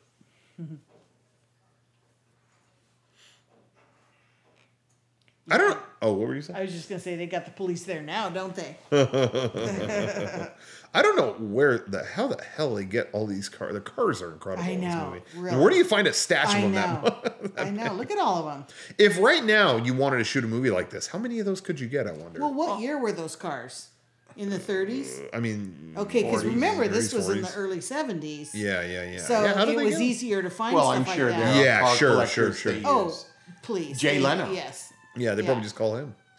I have heard, now this we're kind of talking about part 2 material here, but you know, they go to Cuba or whatever. Yeah. I have heard that still when you go to Cuba, you see cars like that because they can't import cars. They just keep fixing the ones that they have. I never knew that until recently. If you go to Cuba, you see all these 1950s, everything up to the revolution. That's awesome. All those cars are still driving. That's wicked.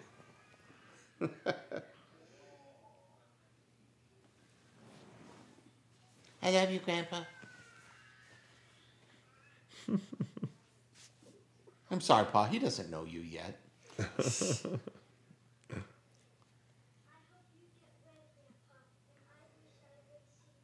Yeah, these kids, they should have had professional actors here. These kids are just not. They're in a movie with Pacino, and that's the best they could do. Come on. To me, that killed the movie.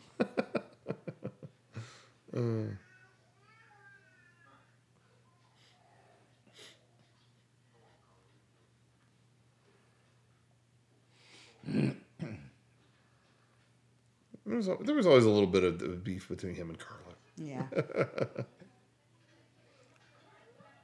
But see, now she's making her scene here. Yeah. The sister. And Carlo. You really didn't see much. Yeah. You know, the guy who plays Carlo, I forgot the name of that actor. Yeah. Yes. Yeah, there he is right there. There's Carlo. So we just, in case you're trying to sync it up still, they just got to Carlo. And he said, shut up and set the table. Yeah, jeez. That actor is currently on a tour right now where they play the Godfather and he talks about it. Yeah. He's the only Godfather actor willing to do that. He's like, all right, I'm going to play it and I'll talk about it. But anyway. Killed off. Oh. Yeah. Well. Spoilers if you never watch. I would love that if someone watched it the first time with our commentary. I love that idea. Totally. Sorry, I'm used to us just watching it over and over, and we've all seen it so many times. No, I think you're good. No one will ever or should never watch it that way. See, this Michael's plan with the. San Alfredo, Vegas.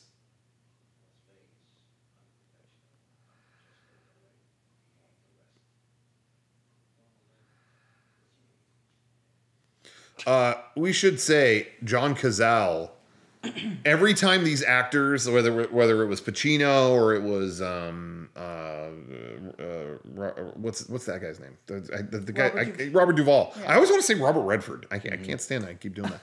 But anyway, anytime they would get asked, like, yo, who's like the most underrated actor? They would always say John Cazale. It's like he gets a bum rap because, oh yeah, Fredo, huh? You know, whatever. But like that guy was a really good actor. He was. Okay, he's never got his due like that. Yeah. And I'm a trivia buff. Every single movie he's been in has been nominated for Best Picture. It's true, huh? Yep. Every single movie. And that's what we should say too, is going back to Godfather 3, like, was it good? Was it whatever? It was nominated for Best Picture too. You know, you can't forget they all were. It didn't win, but I think that was more like we have to nominate. Oh yeah, Best Picture. I mean, I don't know.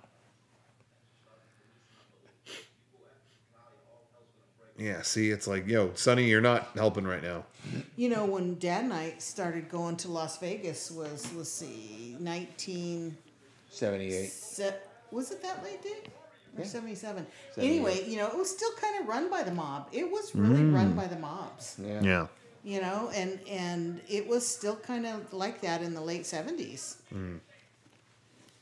Yeah, it was still kind of run in a shady way. Well, you know what? It was better in those days because... You hear, Lake Mead? Yeah. Lake Mead is in Las Vegas area, right? Oh, yeah. Okay, that's the lake out there in Henderson County or whatever. And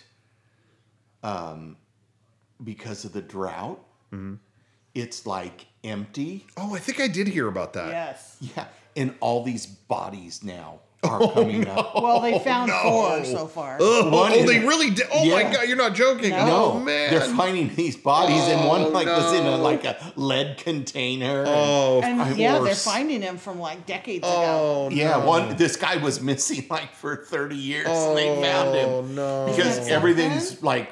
There's no water left. There's no water. Okay, so back to what your mom, you got cut off. So what? It was Vegas was better when the mob ran it. Yes. Oh wait, look at the transition. His mustache into a tree. Yeah. Best transition in a movie, I think, right there. I never really quite appreciated that before. Sorry. I was just gonna say, because back in those days, the mob, it was. I don't know. It was you have to choose your words carefully here. Yeah, this is public, okay? No, I mean, it was so tightly run, and there was no funny business. It was all about making money, and all they wanted to do was get people to gamble. Let's bring Remember, them in. The mob owned it, and there was no funny business. No, and it was all that does sound better. It was get them to Las Vegas, and we just want them to gamble, so we're going to give them free food or cheap food. Cheap rooms and all that kind of stuff, and so it was fun, right? And now it's corporate, and now they don't care different kind of mob now. Nobody cares about you anymore. Yeah, different kind. I'm not kidding. Yeah. Now, one thing, your tie should always reach the top of your belt. I'm just telling you, that's a rule of thumb when you dress. Your tie, the very tip of your tie should reach the top of your belt, not shorter. It makes him look heavy. One of the best pieces of continuity in the Godfather movies to me is that Don Tomasino, you saw, he could barely he's got a limp, he's kind of can't walk. And then in part 2, you see the flashbacks of back in the old days and stuff, and then a guy gets shot so in the leg so hard that he like explodes off his feet, and that's him. And it's like, oh yeah, he's got a limp because he got a shotgun. He's lucky to have skimmed his feet. Okay, not to derail from this. Do you have AA batteries by any chance? Yeah. Okay, because I had like a full thing of batteries on here. It might die in a minute. No kidding. Yeah, so I'll play it for another second and see what happens. We may have to change the batteries real quick. Oh, okay. I don't know what happened. I came prepared. We could do that. How can well, it'll just be radio silence. In a second, it'll tell. Guys, don't worry at home. This is technical stuff. Don't worry about that. Yeah, we got a little bit of juice. Yeah, nothing's going on your end, people. Yeah, Don't worry. Hey, American GI. Clark Gable.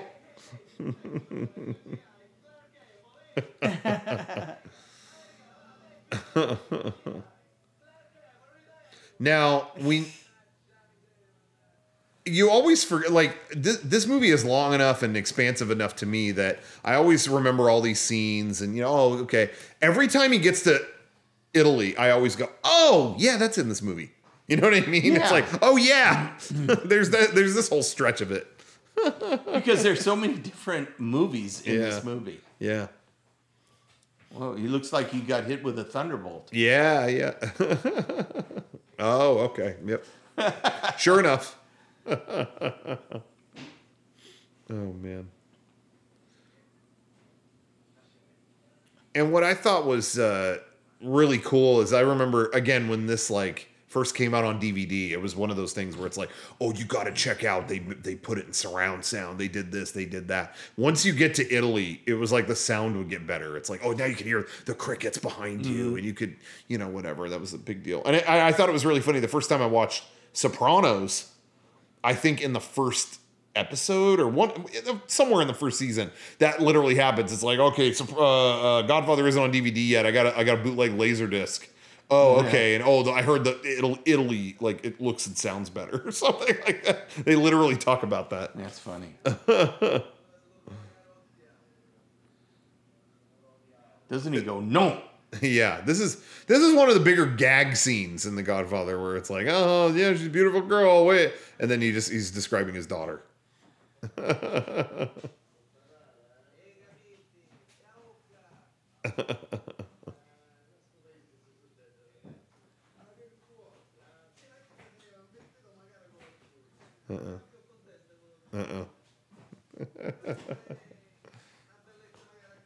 Oh, man.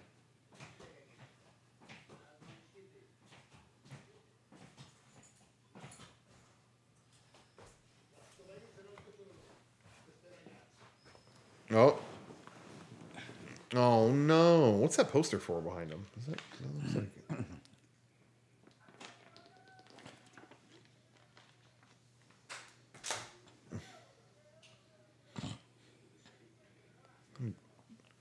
Oh. Yeah, Michael's already been through the ringer. He's like, I'll talk to him. Yeah, I've seen worse. I just shot a guy in a restaurant. We're good.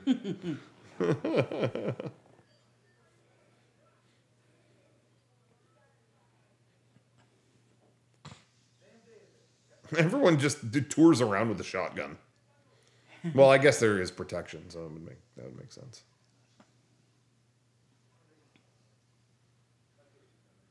I always thought Fabrizio was a cool name. I know. Huh? I remember. Did you spray that on your couch when it stinks? I remember Dominic was in a play a long time ago, and he wore a costume that was, back when he was in high school, and he wore a costume that was similar to that. It was kind of like shirt with a vest, and he kind of had longer hair and the cap. Mm-hmm. And I remember our cousins came to see it, and I remember I think it was Alex and said, they said he saw the picture and said, Dominic, you look like you're playing Fabrizio. And nobody knew what he was talking about. I was like, what? Like, no, my character's not Fabrizio. Anyway, just a funny theater moment. You had to be there. I mean, this guy has a daughter. And this guy that's wanted in America says, I want to marry your daughter. And he's okay with it. Yeah. All right, sure. Yeah. I just saw her like 5 minutes ago. Can I marry her? Is that are we cool? Like, geez, chill. Come se chiama? Look at. Ooh. They didn't say the name. He did. He just didn't subtitle it. I know, it didn't. Yeah, why didn't he subtitle it? This whole movie, because I was thinking, they're not.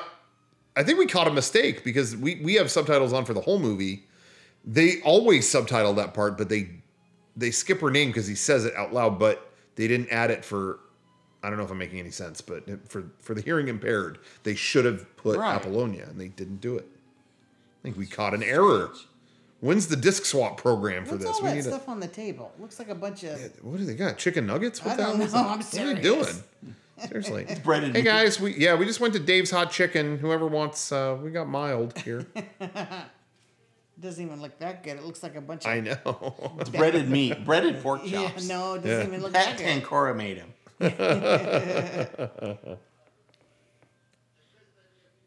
Just like, I gotta marry someone today? Jesus. Oh, God. Today sucks. How old is she? 15? I don't know.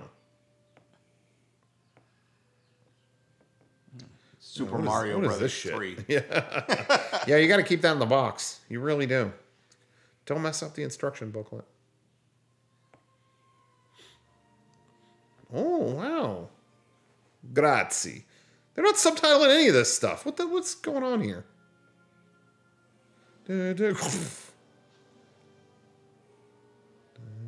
But, I mean, even during subtitles, it'll show vroom. Oh, look at it. They're not subtitling anything. I think we broke this thing.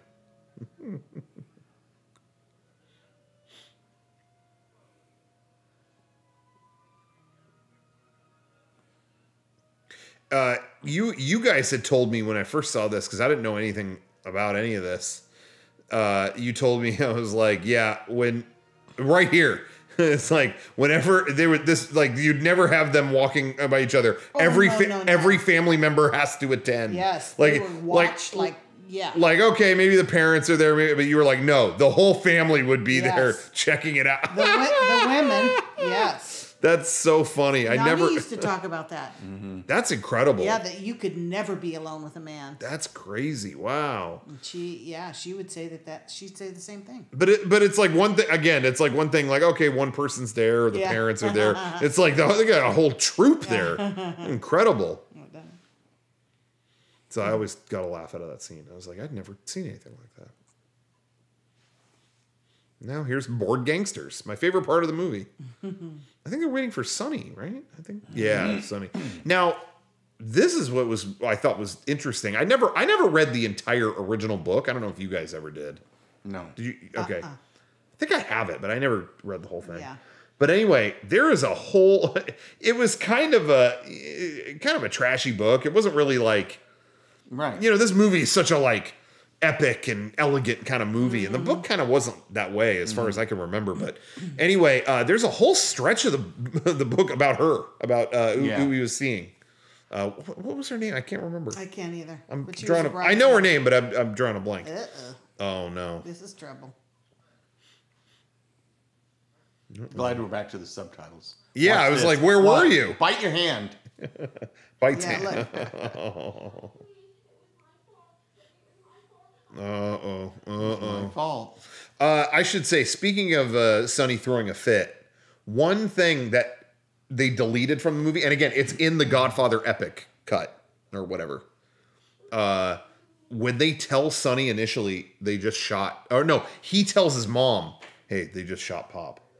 She is making sauce at the stove, and she goes, like almost like she was waiting for this day. Yes. Like, oh yeah. And then she goes, I'll go get my coat. And she walks away. And then Sonny does the most Italian acting I've ever seen in a movie.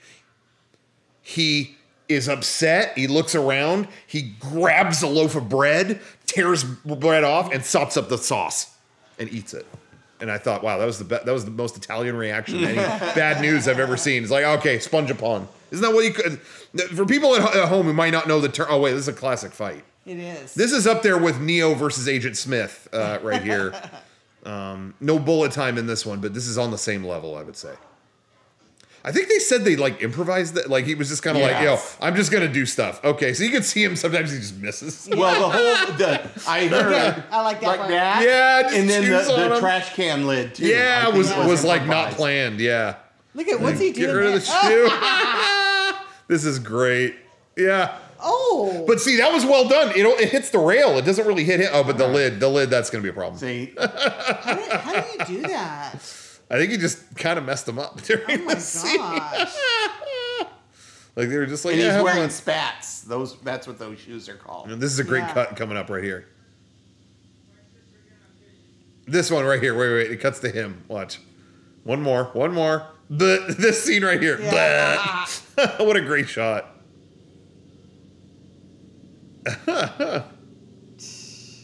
And I like how everybody just walks away. Well, all right. The designs on this kid's on the right. I thought they were wearing In-N-Out cups. Seriously. It's like, I mean, it would go hand in hand. The In-N-Out cups do have a Bible verse on them. Yeah, I know. So, you have to keep that in mind. Maybe that inspired the In-N-Out cup. Maybe. I wonder how long this is supposed to be after he got hit in the face, because he's still all bruised up. I have never been... I've seen this a million times. I have never been quite clear on the timeline. Yeah. You know, and then even like he comes back to visit, you know, when he sees Kay, sorry to jump ahead, but when he sees Kay, it's been like, she's like, when did you get back? And I keep thinking he'll say like, oh, just landed an hour ago. And it's like, been back about a year. It's like, what? I'm sorry, what? Yeah. Like that part has never kind of been totally clear to me. See, so it's a bad movie after all. It's just, you know, there's a lot they needed to fix. Do you want me to get you batteries? Yeah, maybe. I'm trying to think of like a good place to start. See, Don Tomasino. He got swept off his feet. Aww. Quite a bit, literally. You can't CG that shot. They really got that. How many batteries do you need? Might be like 4. I'm not sure. I'm trying to think. How about this? I think it'll last a minute. Let's take a look here. We'll stop this when the car... Sorry, I'm going to jump ahead here, guys. When the car explodes. Well, they don't know what car explodes. Yeah, a car explodes. It might just be because they had a bad... But we could keep this running. You just will have silence for 30 seconds. Maybe. If you want to get the batteries. Instead of pausing it, and then everybody else watching has to pause it. Yeah. You know what I mean? No, I can edit it together. It's either way. Yeah. If you want to grab them. Okay, we're seizing the batteries. Can you believe we're only 45 minutes into this movie? No. I'm just kidding. I'm just joking. Jeez. Most of the way through. Anyway. We'll get this, guys, everyone at home, we'll get this all straightened out. Don't worry. Hope they picked that up on... Yeah. They picked up that belch on microphone. See, I don't think he's looking for batteries. I think he just didn't want to be here for this uncomfortable scene. See, I think he was splitting. You know, I think actually, you know what? I'm going to need I think I left the microphone in the car. We haven't been recording, so I'll get out of here. How's it looking? Did you find it? Yeah. Oh, okay. I was hoping to miss this part. I guess his jaw's not sore anymore. Yeah, I was going to say. Rocco, cover your eyes. Okay. Everyone at home, this is a family vehicle, obviously. So everyone at home, we're going to do a little edit here. So everyone, oh no. I'm so sorry, everybody. You know, Imagine me sitting next to Aunt Peggy. Yeah. You know what? I remember seeing this when I first saw it, you know, and I didn't watch too much rated R stuff back then, but it was like, this isn't. It was no. This is not. You know, it's not like this is. Oh no. You know, it's like it. You know. I mean, jeez. I've seen worse. Yeah, like Jackass. Yeah. This last Easter, for some reason, we had the idea to watch Jackass Forever. That might have been a little worse. It might have been. Dad. Do you think there's? Do you think there's more or less penis torture in The Godfather? I don't know. The only thing I'm wondering at this point is why did she dress like Carmen Sandiego to join to show it? She's going, where in the world is Michael? Okay, I'm gonna keep. Again, I'm gonna try to make this till once we see an explosion, I think it'll be safe to cut for a second. There might be silence for a minute, guys, but it's okay. You can just, come up with your own thoughts for a minute. Poor Kay. Collect them for yourself. That would have been a good place. Yeah, actually, you know what? Let's aim for if... Oh, I already dropped a bit. Oh, no. What am I doing? If anybody in this family gets shot, let's just say maybe we'll take a pause on that. Okay. If it happens, it's really kind of 50-50. I don't The subtitle just said she said bitch. I don't remember her ever saying that. Caught something under her breath. So this was all a setup, right? Yes, like, this is what's going on, right? It's like that call so that sets her off, and he's got the impetus to beat her up. No. Right? The impetus to get Sonny over there. Yeah. Right. Well, no. I mean, like, that's why, like, they caused the scene. Right. So that. Right. But. Yeah. But. So that Sonny would get charged up and come down. Right. Yeah. Where does Guinea come into this play here? I don't get it. That's what they used to call Italian. Really? Yeah. Like, where does that come from? I don't know. Yeah, that's weird. Never knew. I never heard of it before this. This reminds me of Thanksgiving every year in my house. Yep. You want to cook, you cook.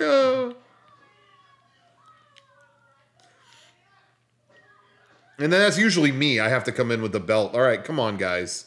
Let's get the dinner back on, you know. Yeah, his wife is carrying his child and he's beating her. Yeah, very cool. Yeah, big man. This guy was, you know, if you can believe it, even more evil in, I'm sure you guys know, Super Mario Brothers, the movie. He was the owner of the Scapelli Plumbing Company. Yes. And he's even worse than, if you think this was, now if you notice, they're not cutting. The camera is just following them around. It's kind of incredible. Well, there's a cut there. Okay. So he finally cut, but there was a lot of destruction and the camera's just moving. And again, what if you screw up, you know? Even this was risky. That mirror could have reflected the camera. Yeah. And it didn't. That's pretty amazing. It's kind of incredible it didn't. See? See? I can't hear you. Okay, now we're hearing about it.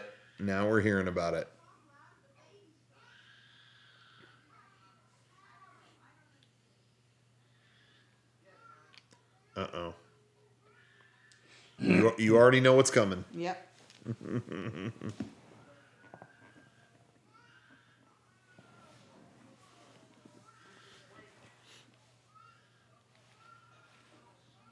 I love that. I love that son of a bitch. You can't even keep it contained. He's seeing red right now. Yeah. Get off your ass. Now, Sonny, don't do anything stupid. Hey,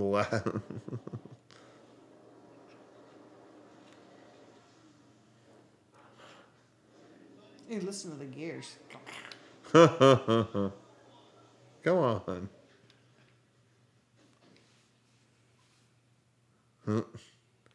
Even just as it's quiet, they're not even playing cool music here. You just know, yep. And you know, I can't go by a toll booth. Oh, anything like this. You know, that's really funny you mentioned that because when we were on, we don't have a lot of toll booths here, not in San Diego, but when we were on tour though, we went through a bunch of them, and I thought of that every time. I was always like, even going to Mickey and Friends parking makes me nervous. You think, Disney's going to take you out one way or another. No. Look at they need 8 guys. I know. With him, machine guns. With him, they wanted to make sure the job was done. But that's how the mafia did it, though. You know. Look at that. Oh my God. Oh man. Damn. Oh. There ain't nothing left. And even more. Wow. Come on. Oh, I get a little kick in there. Oh man, that is. Now, one thing I remember is when this came out on DVD, like this was the menu. It was like just this shot or something like that. It was, or it might have been an even wider shot where he's just laying there by the car. And I remember thinking, "Oh, spoiler." Yeah. It was. I think it was that shot. It was like, really? Like I haven't watched the movie yet. But I think at the time I didn't know who that was anyway. So, damn, lit him up. Okay. We're going to have a pause.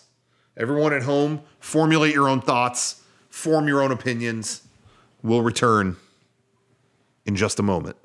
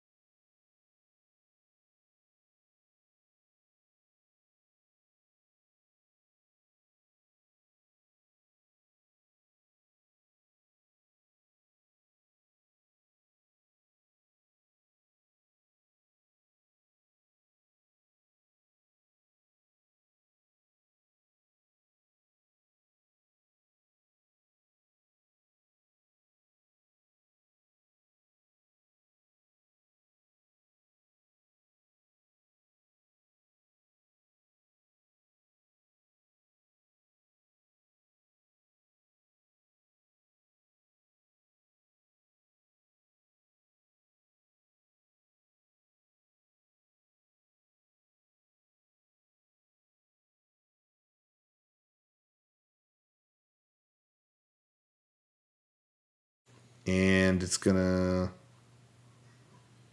No, he's just still crying. Call Bonacera. He just gave him... Pointed to the phone. You know who Bonacera was?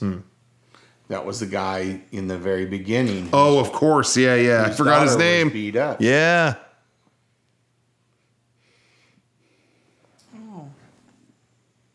Oh, what? What's up? I couldn't remember that. Yeah. So you guys didn't remember the opening. So now you're in for quite a twist.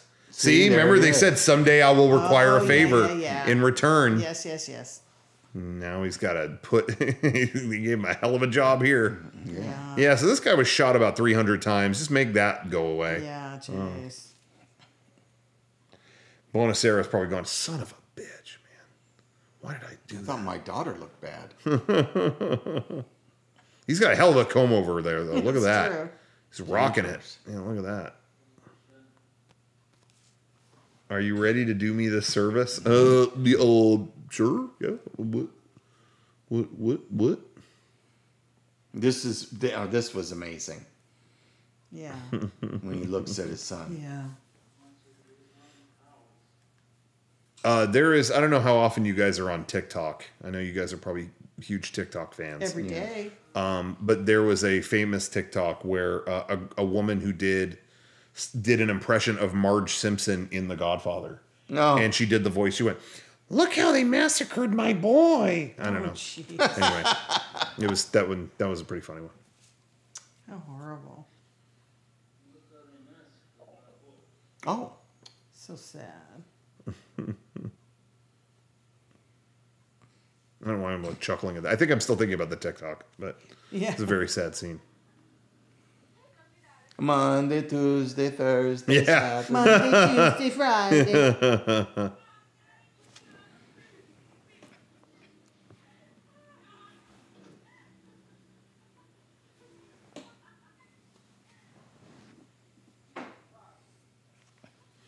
Now, we see something. Oh, yeah. See, she already knows English.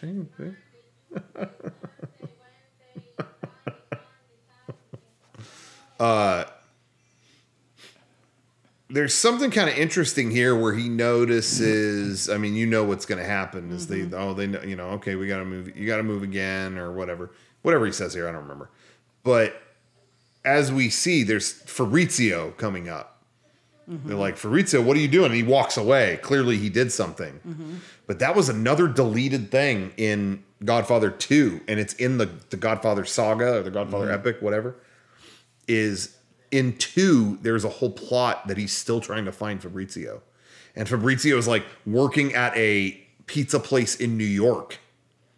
And Michael is like having people like follow him around the pizza place and like trying to kill him, That Michael had gotten so obsessive he never let go of this. Anyway, they deleted that, but I thought that was kind of interesting.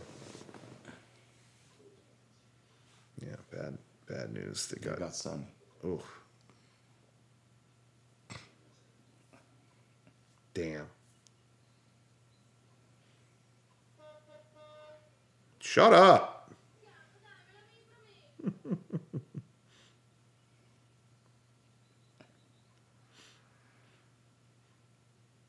This actor that plays Don Tomasino here, has he been in anything else? Well, I seems wonder familiar. how if these actors are even from the United States. Yeah, I don't know, because I swear I saw because this was filmed in Sicily. Yeah. Yeah. Does he do that? Or is that just in the third one? I think that's the third one. See, he's asking who's going to be in the car and stuff like that. A weird scene, too. Why is he all lit all dark? I think this guy's laying low because he know. I don't think he knew. You don't think this guy knew? Yeah, that's true. You would think he would get the hell out of there. Yeah, no, I don't think he knew. I always thought that lighting was funny in that part. It's like, what? Well, I'm sure it was a little cave of a room that he was in. Just funny. I don't know. Yeah. See? He's like,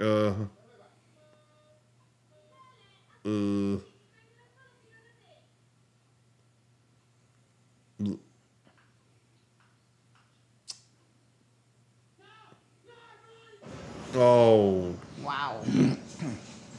When I saw this in theaters, we saw it was in a Dolby theater where it was like laser projection and the sound, it was the loudest you've ever heard this movie. When that part happened, sorry, I'm going to speak for my friends. They jumped a freaking mile. I thought it hit the brown note. I think they might have left something behind in that theater. Let me just tell you that. It was gnarly. It was so loud. Cunio.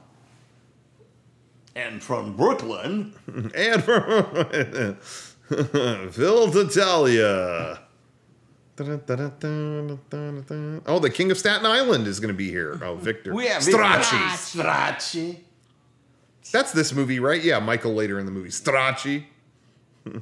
Yes. Yeah. I always confuse that within part 3 whether you got Zassa. Yeah. Two great ways to say a name. They're the grapes, so nothing bad's going to happen. Yeah, we have good stuff. Speaking of, do have some grapes. Oh, do we? Okay. Maybe. If it's not the Italian cookies, then I just don't care. Yeah, forget it. Now I'm really worried about them not getting in the gate, the security gate. No. Oh, come on. They'll find a way. Life finds a way. There we go. Oh, I see an orange. But it's with other stuff, so it could go either way. Depending on how the conversation goes. What kind of nuts are those, Dick?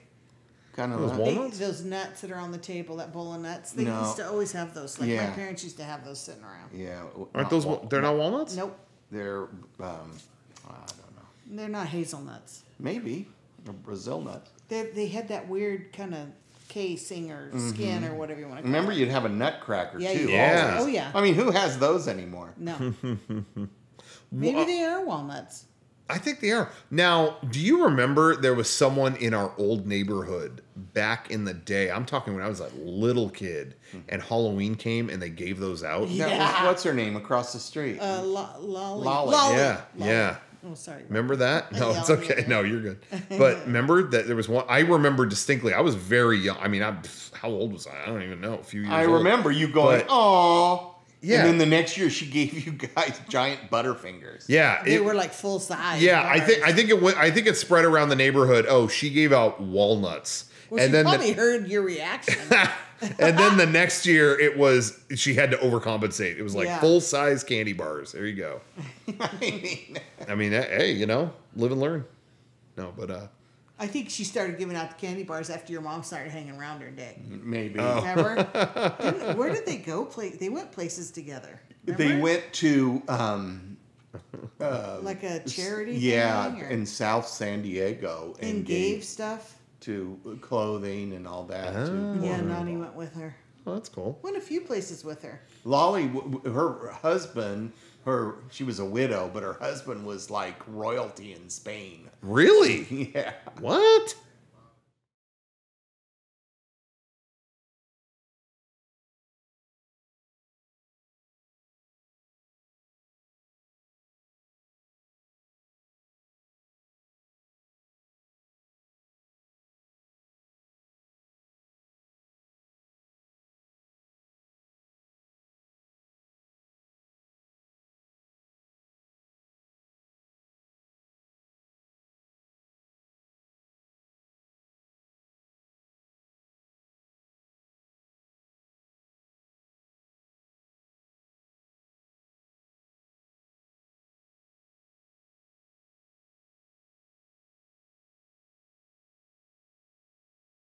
Very nice people. Yeah, I still remember going around that neighborhood and stuff like that, and walking around and you know what? This is gonna sound like out of nowhere, like why you bring this up, but I remember a lot of the neighbors. I remember Nani.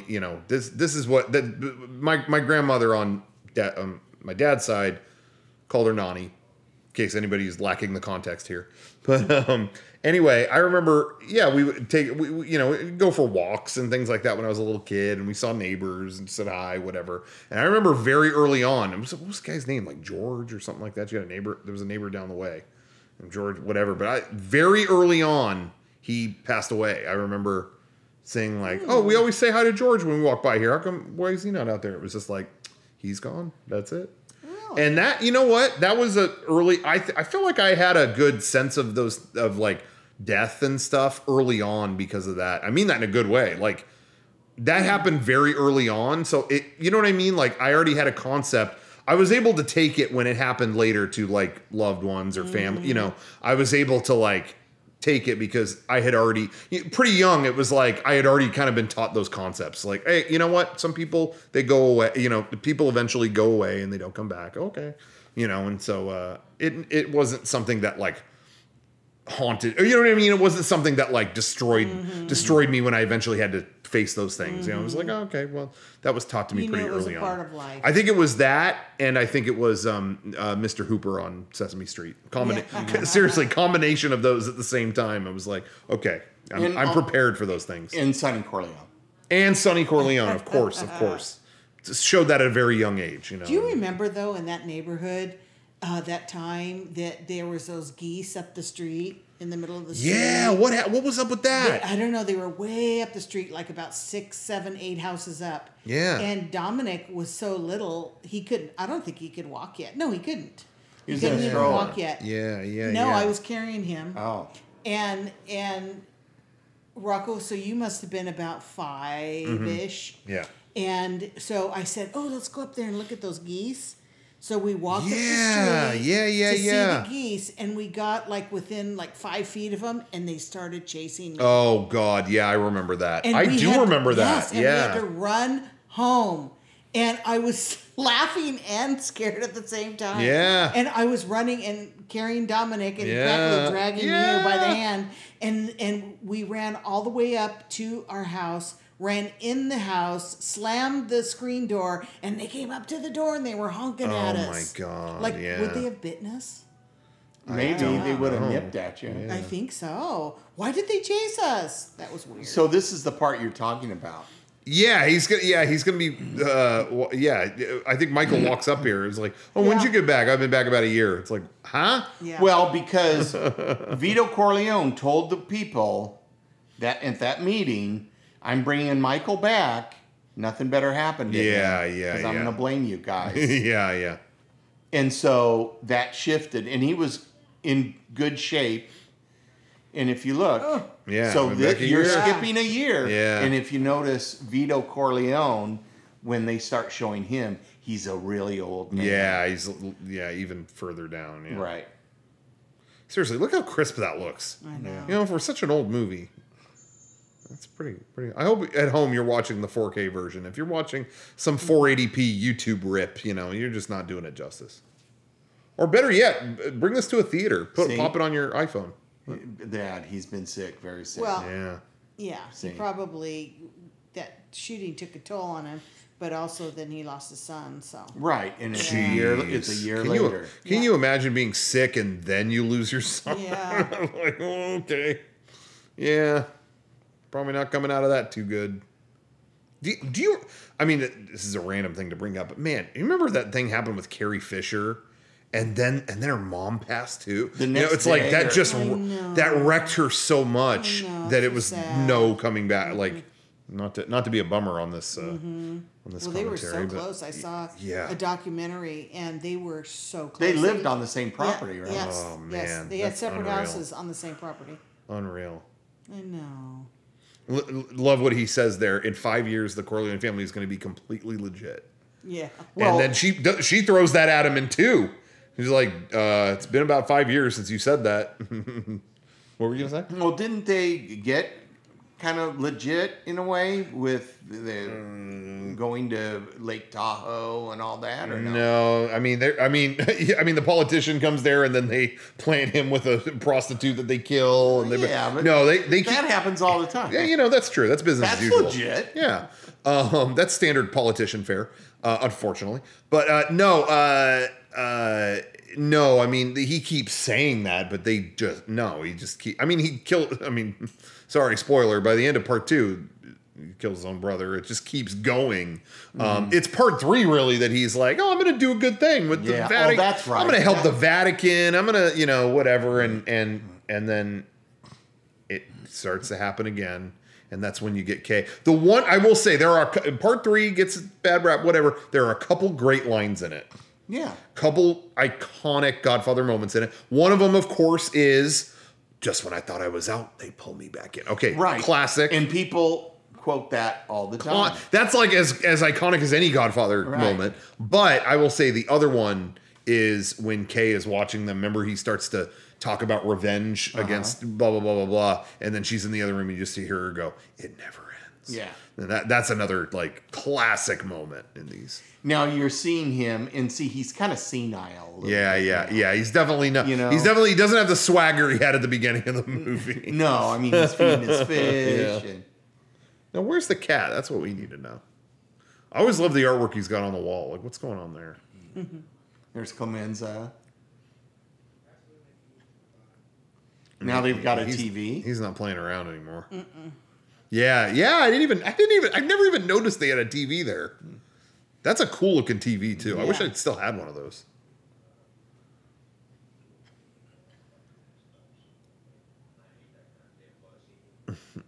They cut. Do you hear that? He said, "I hate that goddamn Barzini." They didn't include the goddamn part in the subtitle. What's going on there? Oh, well, the big, what's happening here? They're making their own cuts. Now, Abe Vigoda, is he in Godfather 2? No, he doesn't make it out of this one. That's what I was wondering. That's the it's Tessio. That's a smart move. I always thought it would be what's his name. Thought it'd be Clemenza. Yeah, I thought it'd be Clemenza. Yeah.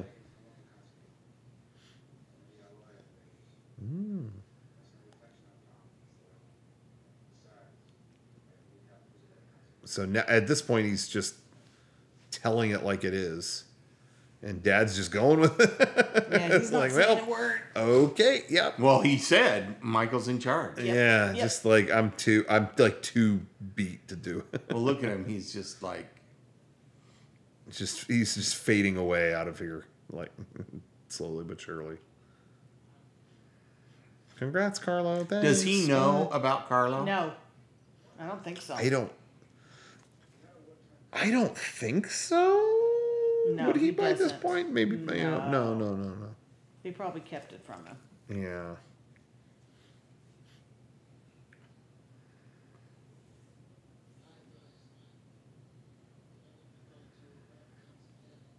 Okay. Moving things around. Aw. Poor Sonny talking smack. Not there to defend himself. Yeah. Not there to bada beep, bada bop, bada boop.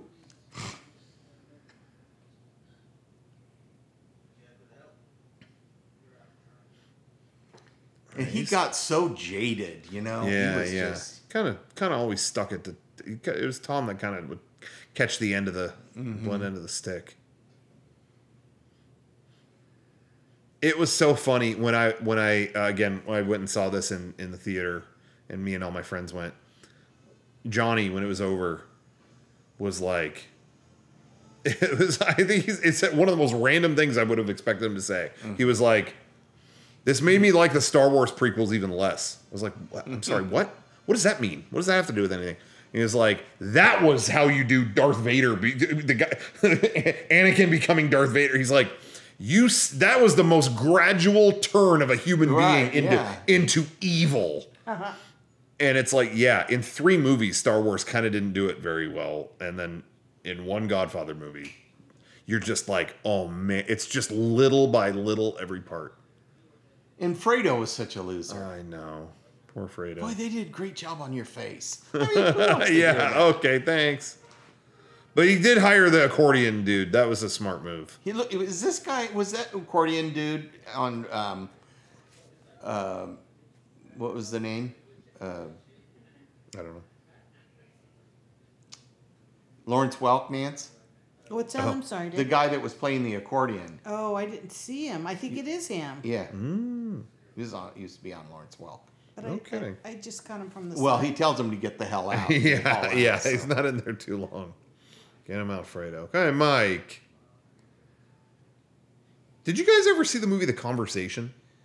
No. That was a Coppola movie, and it's him and Hackman, Gene Hackman. Oh, really? Oh, yeah. And it's so good. It was a great movie.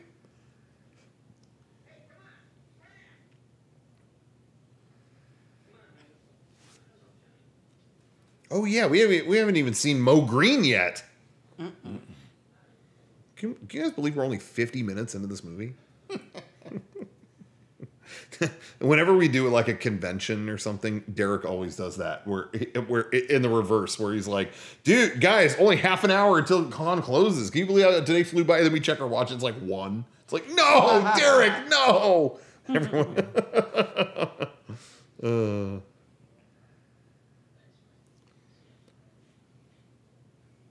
See, in Fredo, there's a big shot there. Yeah. And Michael comes and just ruins it. Rips the like, no, this is like, yeah, he's just pacing around like, oh, let me get in there. Let me, come on. I got it. I got this.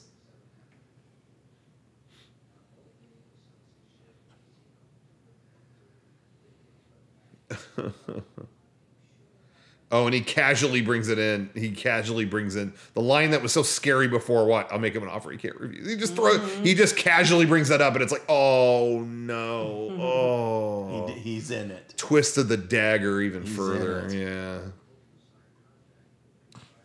And he's in for more than he can chew now too. Oh. Yeah, get all the movie stars to do shows too. Oh, yeah.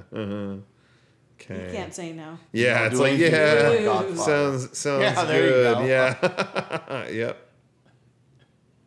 Where's Mo Green? There we go. Yes. Finally. And again, we're going to jump ahead here. If you know what happens to this guy, a classic gunshot takes place later in this movie. And what I love is that's another thing that became mob movie like lexicon, where even in Sopranos, they're like, what? Oh, so what happened to the guy? Oh, Mo Green special. It's like, what? And it's like that means you got it between the eyes, or whatever. Well, what's interesting is, how the end of The Godfather shows this going on, then that going on, and that. They do that in so many movies now. Yeah. You know what I mean? You're talking about when they get to like the baptism? Yeah, baptism. The intercut, the parallel intercut. Yeah. They do that in a lot of movies. But isn't that funny? That's something that is a good point to bring up, though, is that was really fresh when this movie did that. Right. Like, whoa, they're like bouncing back and forth. Intercutting, like you've never seen parallel action like that, right? Quite as much. I mean, there might be examples of it in other stuff, sure, but this is what put it on the map. Yeah. And this guy is barking up the wrong tree right now. Yeah, just keep yapping at him like that. Oh, he make a deal with Barzini. Yeah, sounds good. Yeah.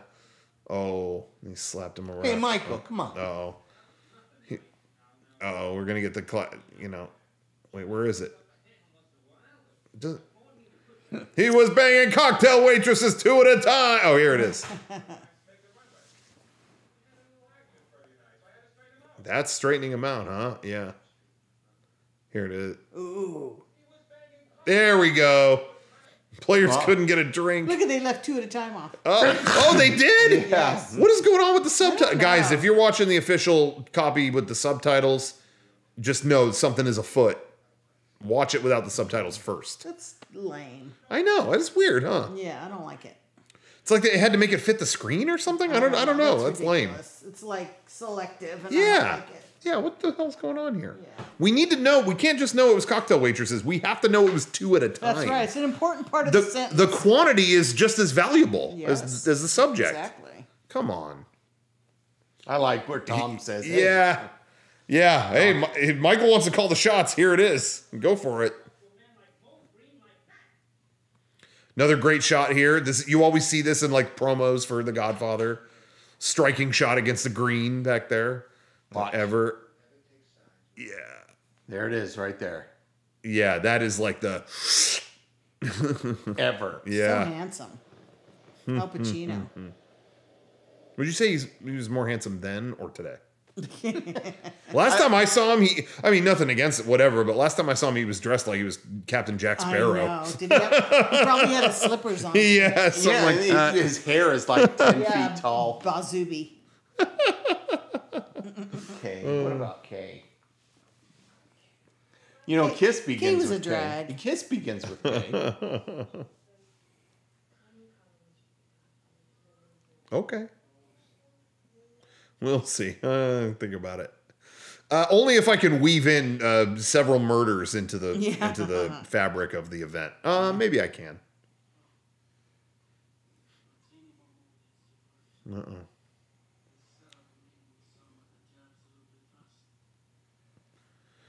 You know, and his experience really shows here, where he's like, let me just tell you exactly what will happen here. I'm going to read 10 pages ahead in the script and just tell you this is what will go down, and that's it. And now I like wine. It's good for you, Pop. It's good. They used to tell you that. Yeah.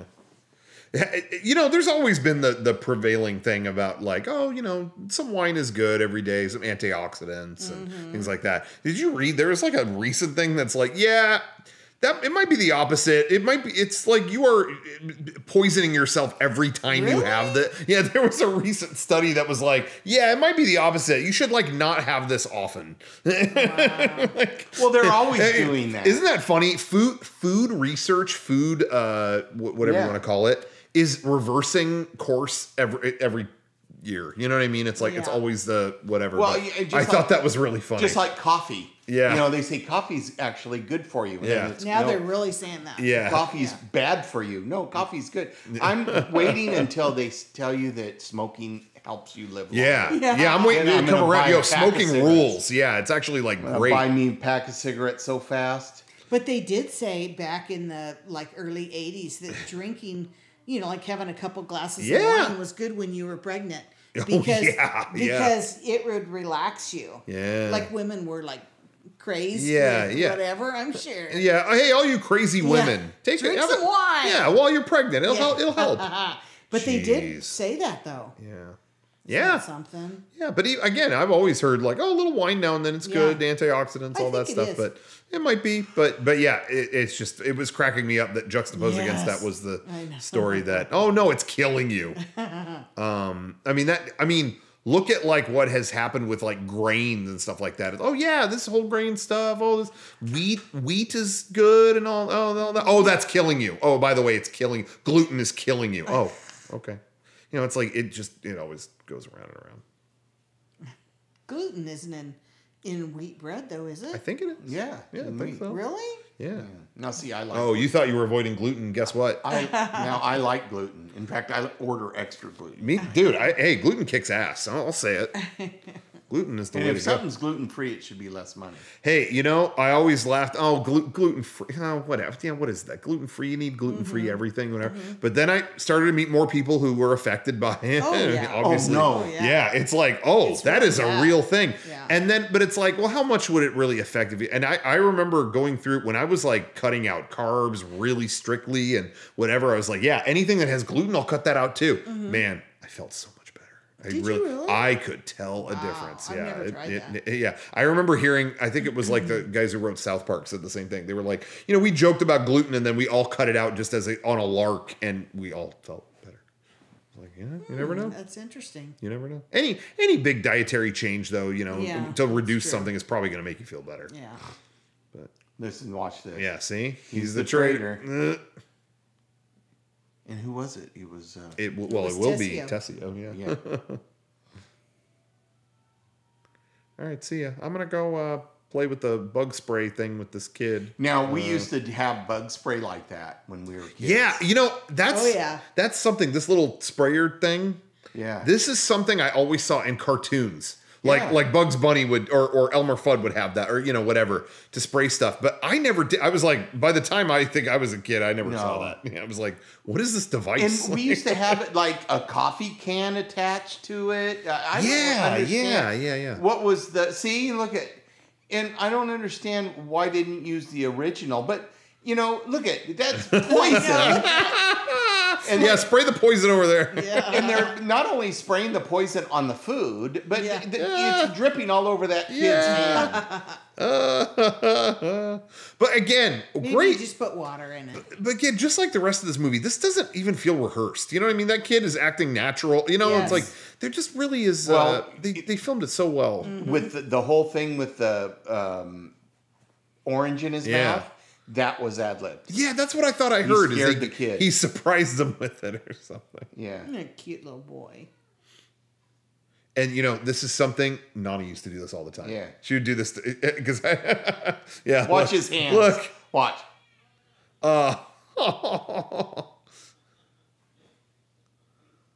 But yeah, I remember she did that, and I was like, what is it? What are you doing? And I think she said it was doing a Godfather trick.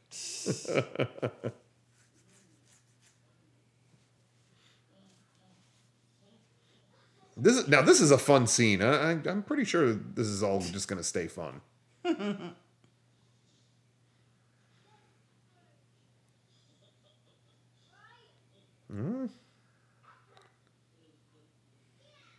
Hey, this chase could go any direction. You really just don't. Oh no! Oh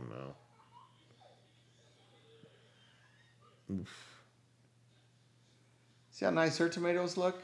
I know. Look at that. Maybe Were you falling on the ground. Were you trying to grow tomatoes or something? I did grow some, and they turned out good. Oh, they did. Well, then what is there to complain about?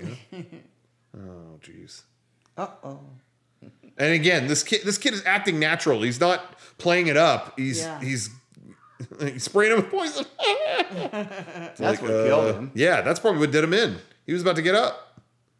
Now it's like, I like that. Yeah. That was done in fast motion. Oh, man. Okay, so now, obviously everyone's getting together for this. I think we're full of oranges. I think, yeah. Oh. All right, Look at citrus all the delivery. flowers. Oh my gosh. Wow. We got enough flowers. In lieu of flowers, please. 1, 2, 3, Bring 4, bring a 5, Costco sandwich spread. 8 please. cars. Hopefully, this will be a good funeral and no traitors will reveal themselves. Yeah. Don't count on it.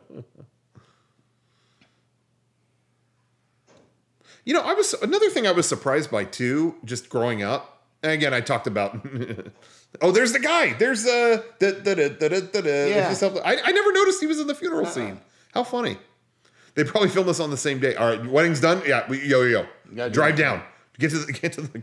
All right, nobody take off your suits. Yeah, leave them on. Seriously. No. What was I going to say? Oh, I kind of knew about whatever I had experienced. Kind of was prepared for knowing about death early on, things like that. But what really surprised me is how many of my friends never went to funerals until they were older. Mm-hmm.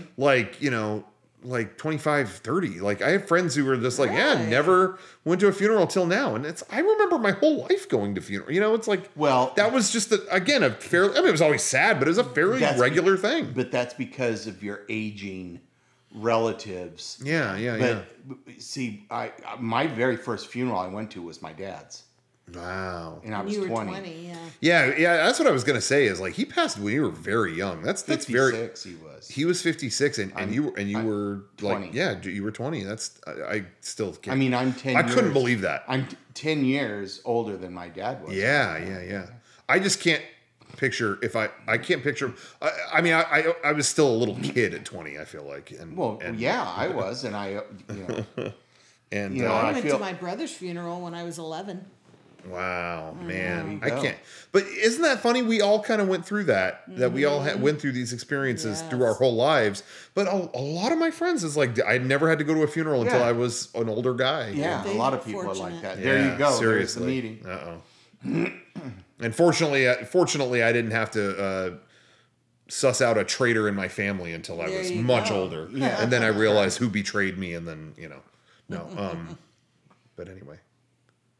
It was still, again, this is an older movie. It's run the course where people know about it. A lot of things have been spoiled, this and that, whatever. And there's the funeral director guy. Yeah. Oh, yeah. Bonacera. Mm-hmm. But I have to say, when he went and talked to him there, that moment, it was still cool being in a movie theater in 2020. I think it was earlier this year, 2022. Mm-hmm. Being in a movie theater, when he went and spoke to him, you heard people in the theater, Like the fact that this 1972 movie could still do that, you know what I mean? Was like, okay, this rules. Yeah. Like you heard people go, oh no, not him. Yep.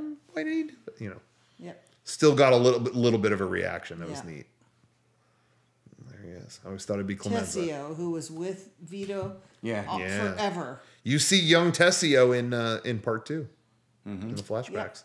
Young Tessio, the guy who played him too, was just in a thing with Tim Heidecker, like a on cinema special. Oh, really? You guys don't care about Tim and Eric too much, but it was surprising. Like as a gag thing, he showed up. Like, hey, check it out, we got young Tessio, and he actually showed up. Thought that was kind of funny. Oh man, Stracci. Yeah, when does he say Stracci? Oh, that's still coming. That's when he's with Carlo. Yeah, isn't it? Yeah.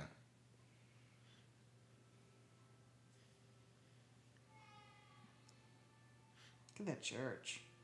It's beautiful. Yeah. There's something to be said about old churches like that, and they're still doing the Latin and all that stuff. It's pretty pretty powerful stuff.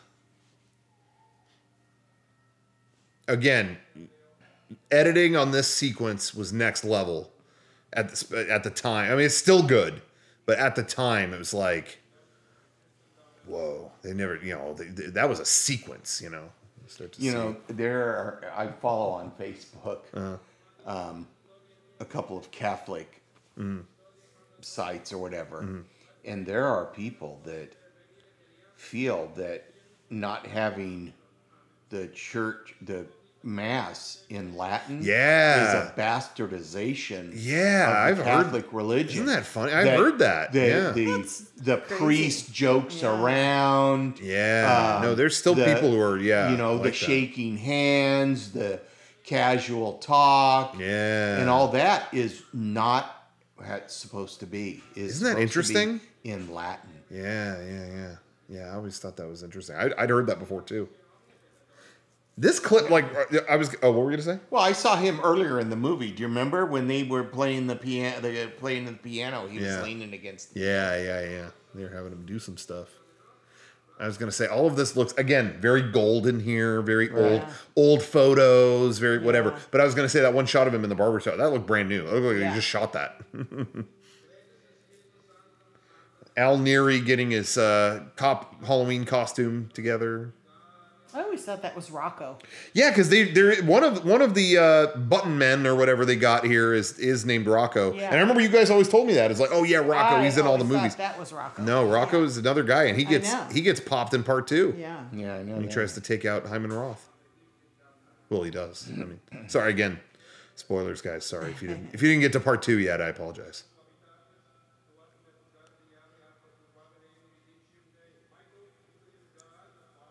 Okay, they did subtitle that part. If I was a filmmaker, I would be nervous about having this whole scenario. Mm-hmm. You know what I mean? It's like...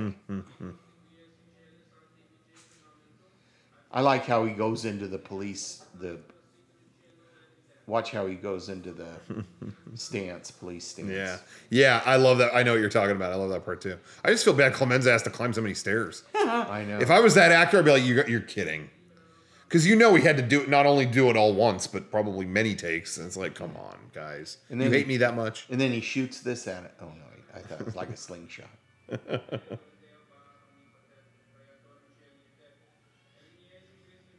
Right here.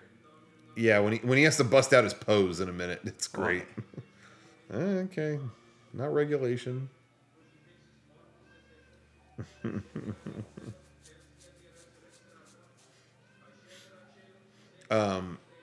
He's not in all 3. I think he's in the second one. I think maybe he gets. I don't think he gets killed though. I think he gets locked away. This. Oh, here we go. Mo Green getting his. Get a better look. His usual massage, and then you got to get a better look. Should have got a waxing on. Hi, hello. Whoops. Oh, no room in that elevator. Jeepers, and not even with a regular gun, with a shotgun. Oh, here we go, Mo Green special. Oh, let me get a look at you. Who's here? Hey, Barry. Oh, this is it. That's a classic. Oh man, that still gets me. All right, well, better get it done. Okay. Flower shop. Yeah, let me just seal that up for you. I always love the look on his face here. That guy, but then also him. Yeah. The eye through the shots there. Classic. Hi, hello, see ya. Oh, no, okay. And they kill her. I know. Collateral damage. I know. Well, what are you going to do? Yeah, his little pose that he goes into right here. Right there. I always like that. There's some good stunt work here too. No that little kidding. flip there. He's just taking that. I know. Do you know? Oh man. Michael Rizzi, prequel to Sky Rizzi. Stracci. Okay. Go in peace, Michael. Take care. Lots of peace for you. And it's funny? They kind of tried to replicate that scene in all of them. Yeah, I know. And again, I love part 2. Doesn't quite hit the same thing. It's like, Pentangeli did himself in at the thing, right. and then they got to hit Hyman Roth, and then the boat is coming down. They kind of wasn't the same, but it was still very good. And then 3, they really tried to do it again, where they could do that opera, where it's a big opera, and he's gonna do this and eat the cannoli and da da da da, whatever. It's always like. Well, they really tried to replicate it again. They start each movie the same too. Yeah, kind of do. Right? It's always a party. Yeah. It is funny how that's kind of a repeated thing. So Carlo, right there, his famous line in Super Mario Brothers the movie is he says to Daisy, "You look like a smart girl. I bet you have it done tonight." Because he's trying to she's digging for dinosaur bones, but he wants to continue his plumbing job, so he's trying to get her to leave. So now you guys, I don't know when the last time you watched Super Mario Brothers the movie was, but Thursday. When did it come out? 93. There you go. Okay. I don't remember. You weren't there at the theater, Mom, but Dad, I remember. I think we were out of school that day, or maybe we called out, or maybe we just had the day off. I don't know, but you took me to see Super Mario Brothers the movie. And where was I? I don't know. You stayed home. That's I weird. remember we came home and told you about it. Did Dominic go see it? I think so. Well, where the heck was I? But that movie is known as like one of the worst video game movies ever. But I remember I had a great time. I really enjoyed that when it came out. Nope. So I don't know what was wrong with me. I love that he just immediately goes into it. Just, hey, you think you can get me off the hook? Like there's no bones about what's happening here. Like, I always liked him.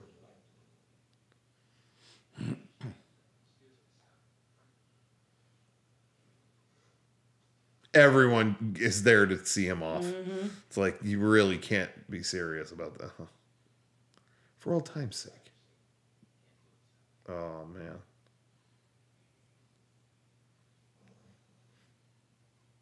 And they even kind of do him dignity here, too. All these other guys that get taken out, you see what happens. Like, oh, he's strangled. Right. Oh, whatever. With him, it's just like, we just have to move on.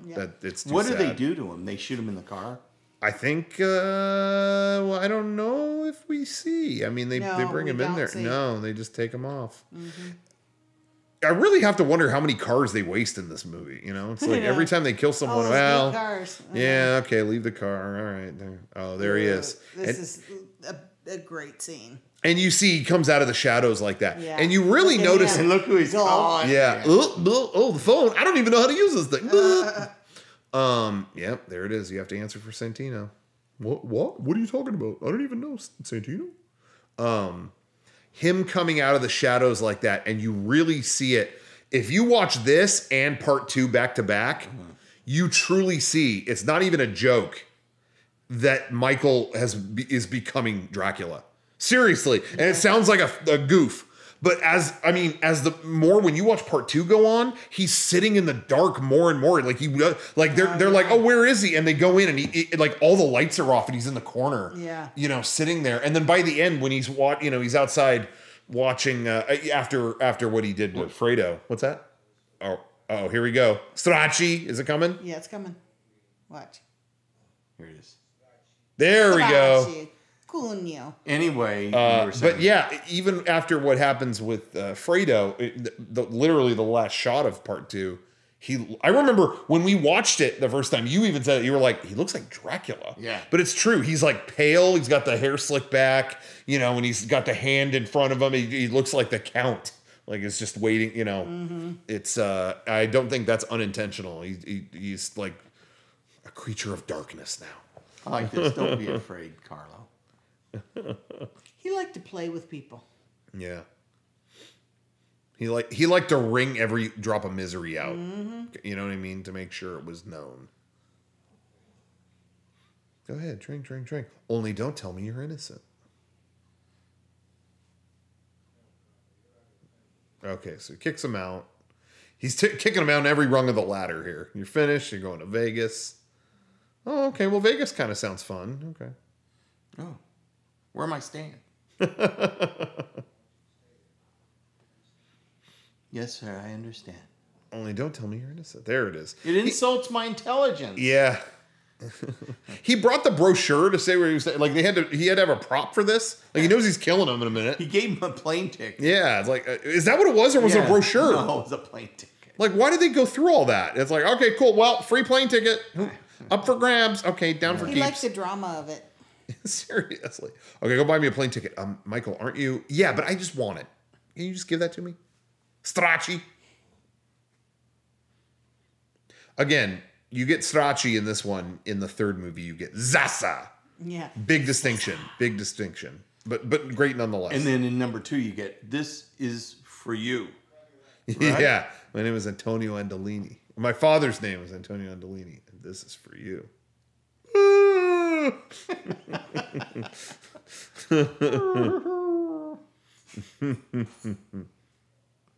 He goes to Mike like Mike's gonna forgive him. Yeah. I mean, well, okay. Wait. You know what? All right. We're good. Yeah.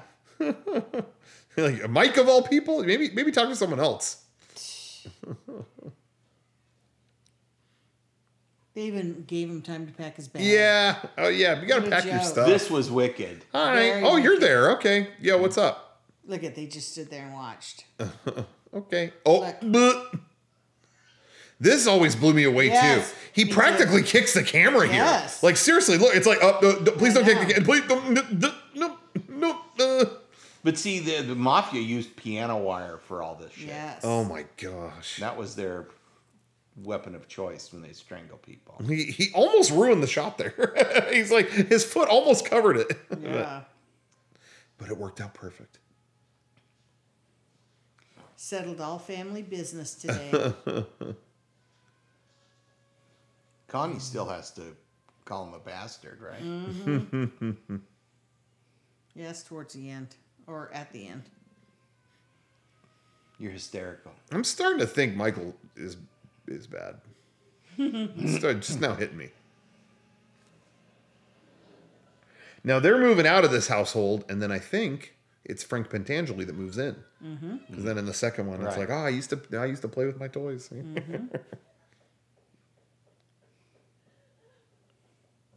What? You don't see movers dressed like that anymore. I think they should all have matching space gray jumpsuits still.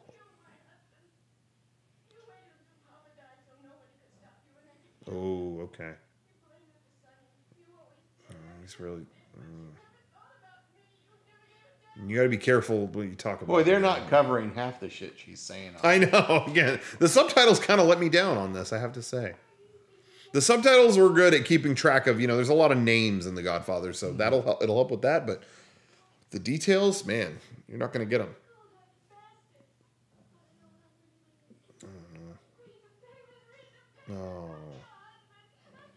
Oh, she's hysterical. Oh, that's okay. Bye.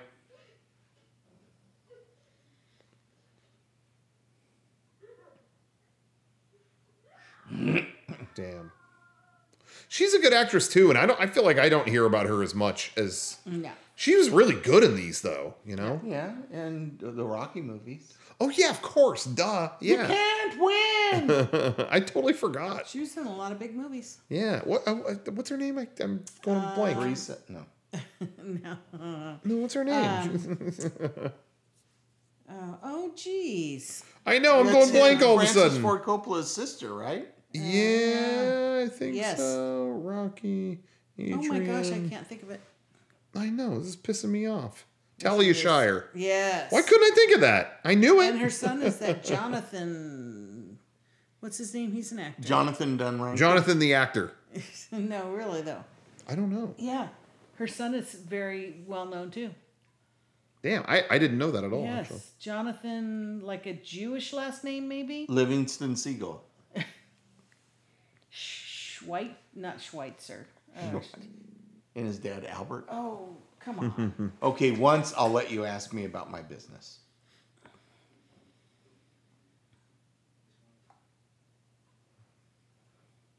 And I do think this is a fair offer. You know, okay, one time you get to ask about it. That's fair. And he'll give an honest answer, I'm sure.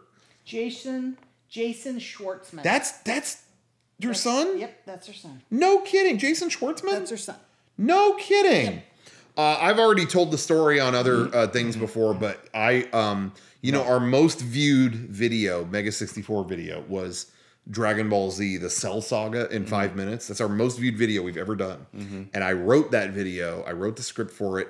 I was at Disneyland and I stopped in the lobby of the Grand Californian and I sat down. I'm like, this is a different, instead of being stuck at home, I'm going to write it here. And I sat down and Jason Schwartzman and his wife were in a huge argument next to me. Oh my God. Like, what do you want? I don't know.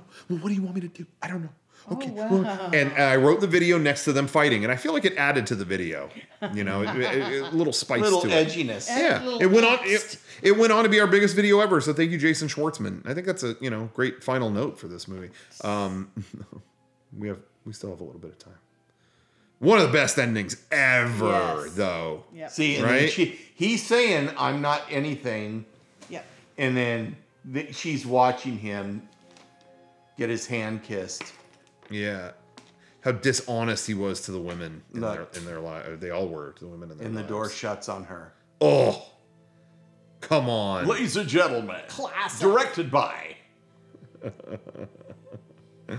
Well, Wow. there you go.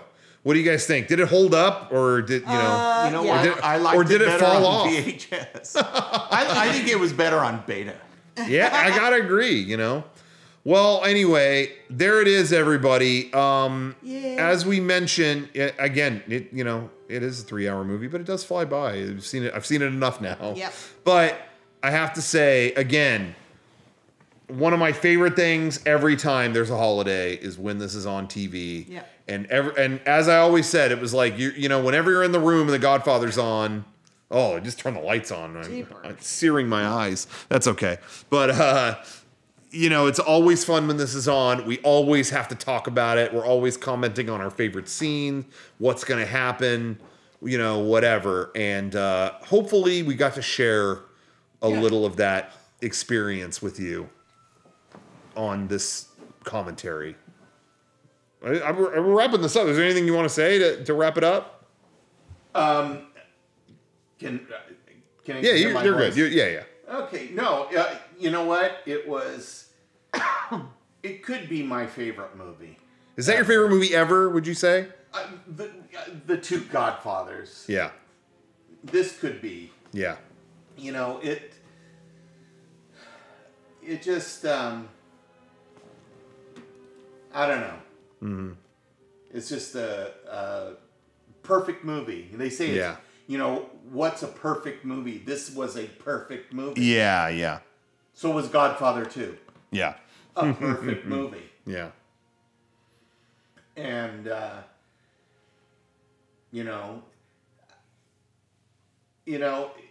thing is that, just to kind of in summation of, I was a kid when I saw this, and I don't know any of the background of any of the actors. Sure, yeah. So I just took everything at face value. Yeah. Okay. And the same thing really with Godfather 2. Yeah. Okay. But then as I got older. Oh, there's the Paramount logo, by the way. In case you're watching at home, we just hit the Paramount logo. Godfather, the third Godfather movie, I was more, I was more picky, I guess. Yeah. No, send off. I really liked that picture. Yeah, that's very cool. Yeah, there's artwork for the 4K menu that it is cool. Anyway, Yeah. sorry, people at home can't see it, but trust us. Unless you're It's watching cool. it in 4K. That's true. You might be at the menu. But anyway. Right. And it's ironic that Michael Corleone's wife was named Kay. Why was it? Why was that around? Well, because we're watching it in 4K. Oh, man. Wow. Damn. We're not watching it 4K. We're watching it in 4K. Right. Okay. Because I can give a shit about K. Mom, is there any final words you want to say? I want to say that I don't think it's my number one movie. Mm-hmm. I will say it's definitely in my top 5. I don't think I can rate the movies in my top 5 though. Oh, do you know what I'm saying? Yeah. Okay. You don't think favorite movie of all time, go. You don't think you could pick a number 1? I don't think I could. So it'd probably be like this, part 2, and some other stuff. Yeah. Dances with Wolves, right? Isn't that up there? I love that. I would think that would be your number 1. You always told me that. No, it's not my number 1. Okay, interesting. No, it's not my number 1. But you've always liked that one. Yeah, I love it. What about Planet of the Apes? That's my number. See, I can rank mine. I do rank mine, but I move them all the time. Yeah. That would be like my number 2. Yeah. My number 1, do you know what it is?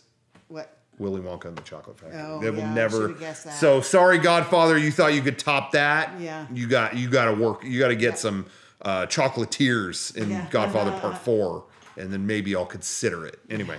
But this is up there. This is easily top 3, top 5, whatever. Yes, definitely. Yeah. So I always have to do that. Anyway, I think that's it. I think we've sat here sufficiently long enough. Let's just do part 2. We're here.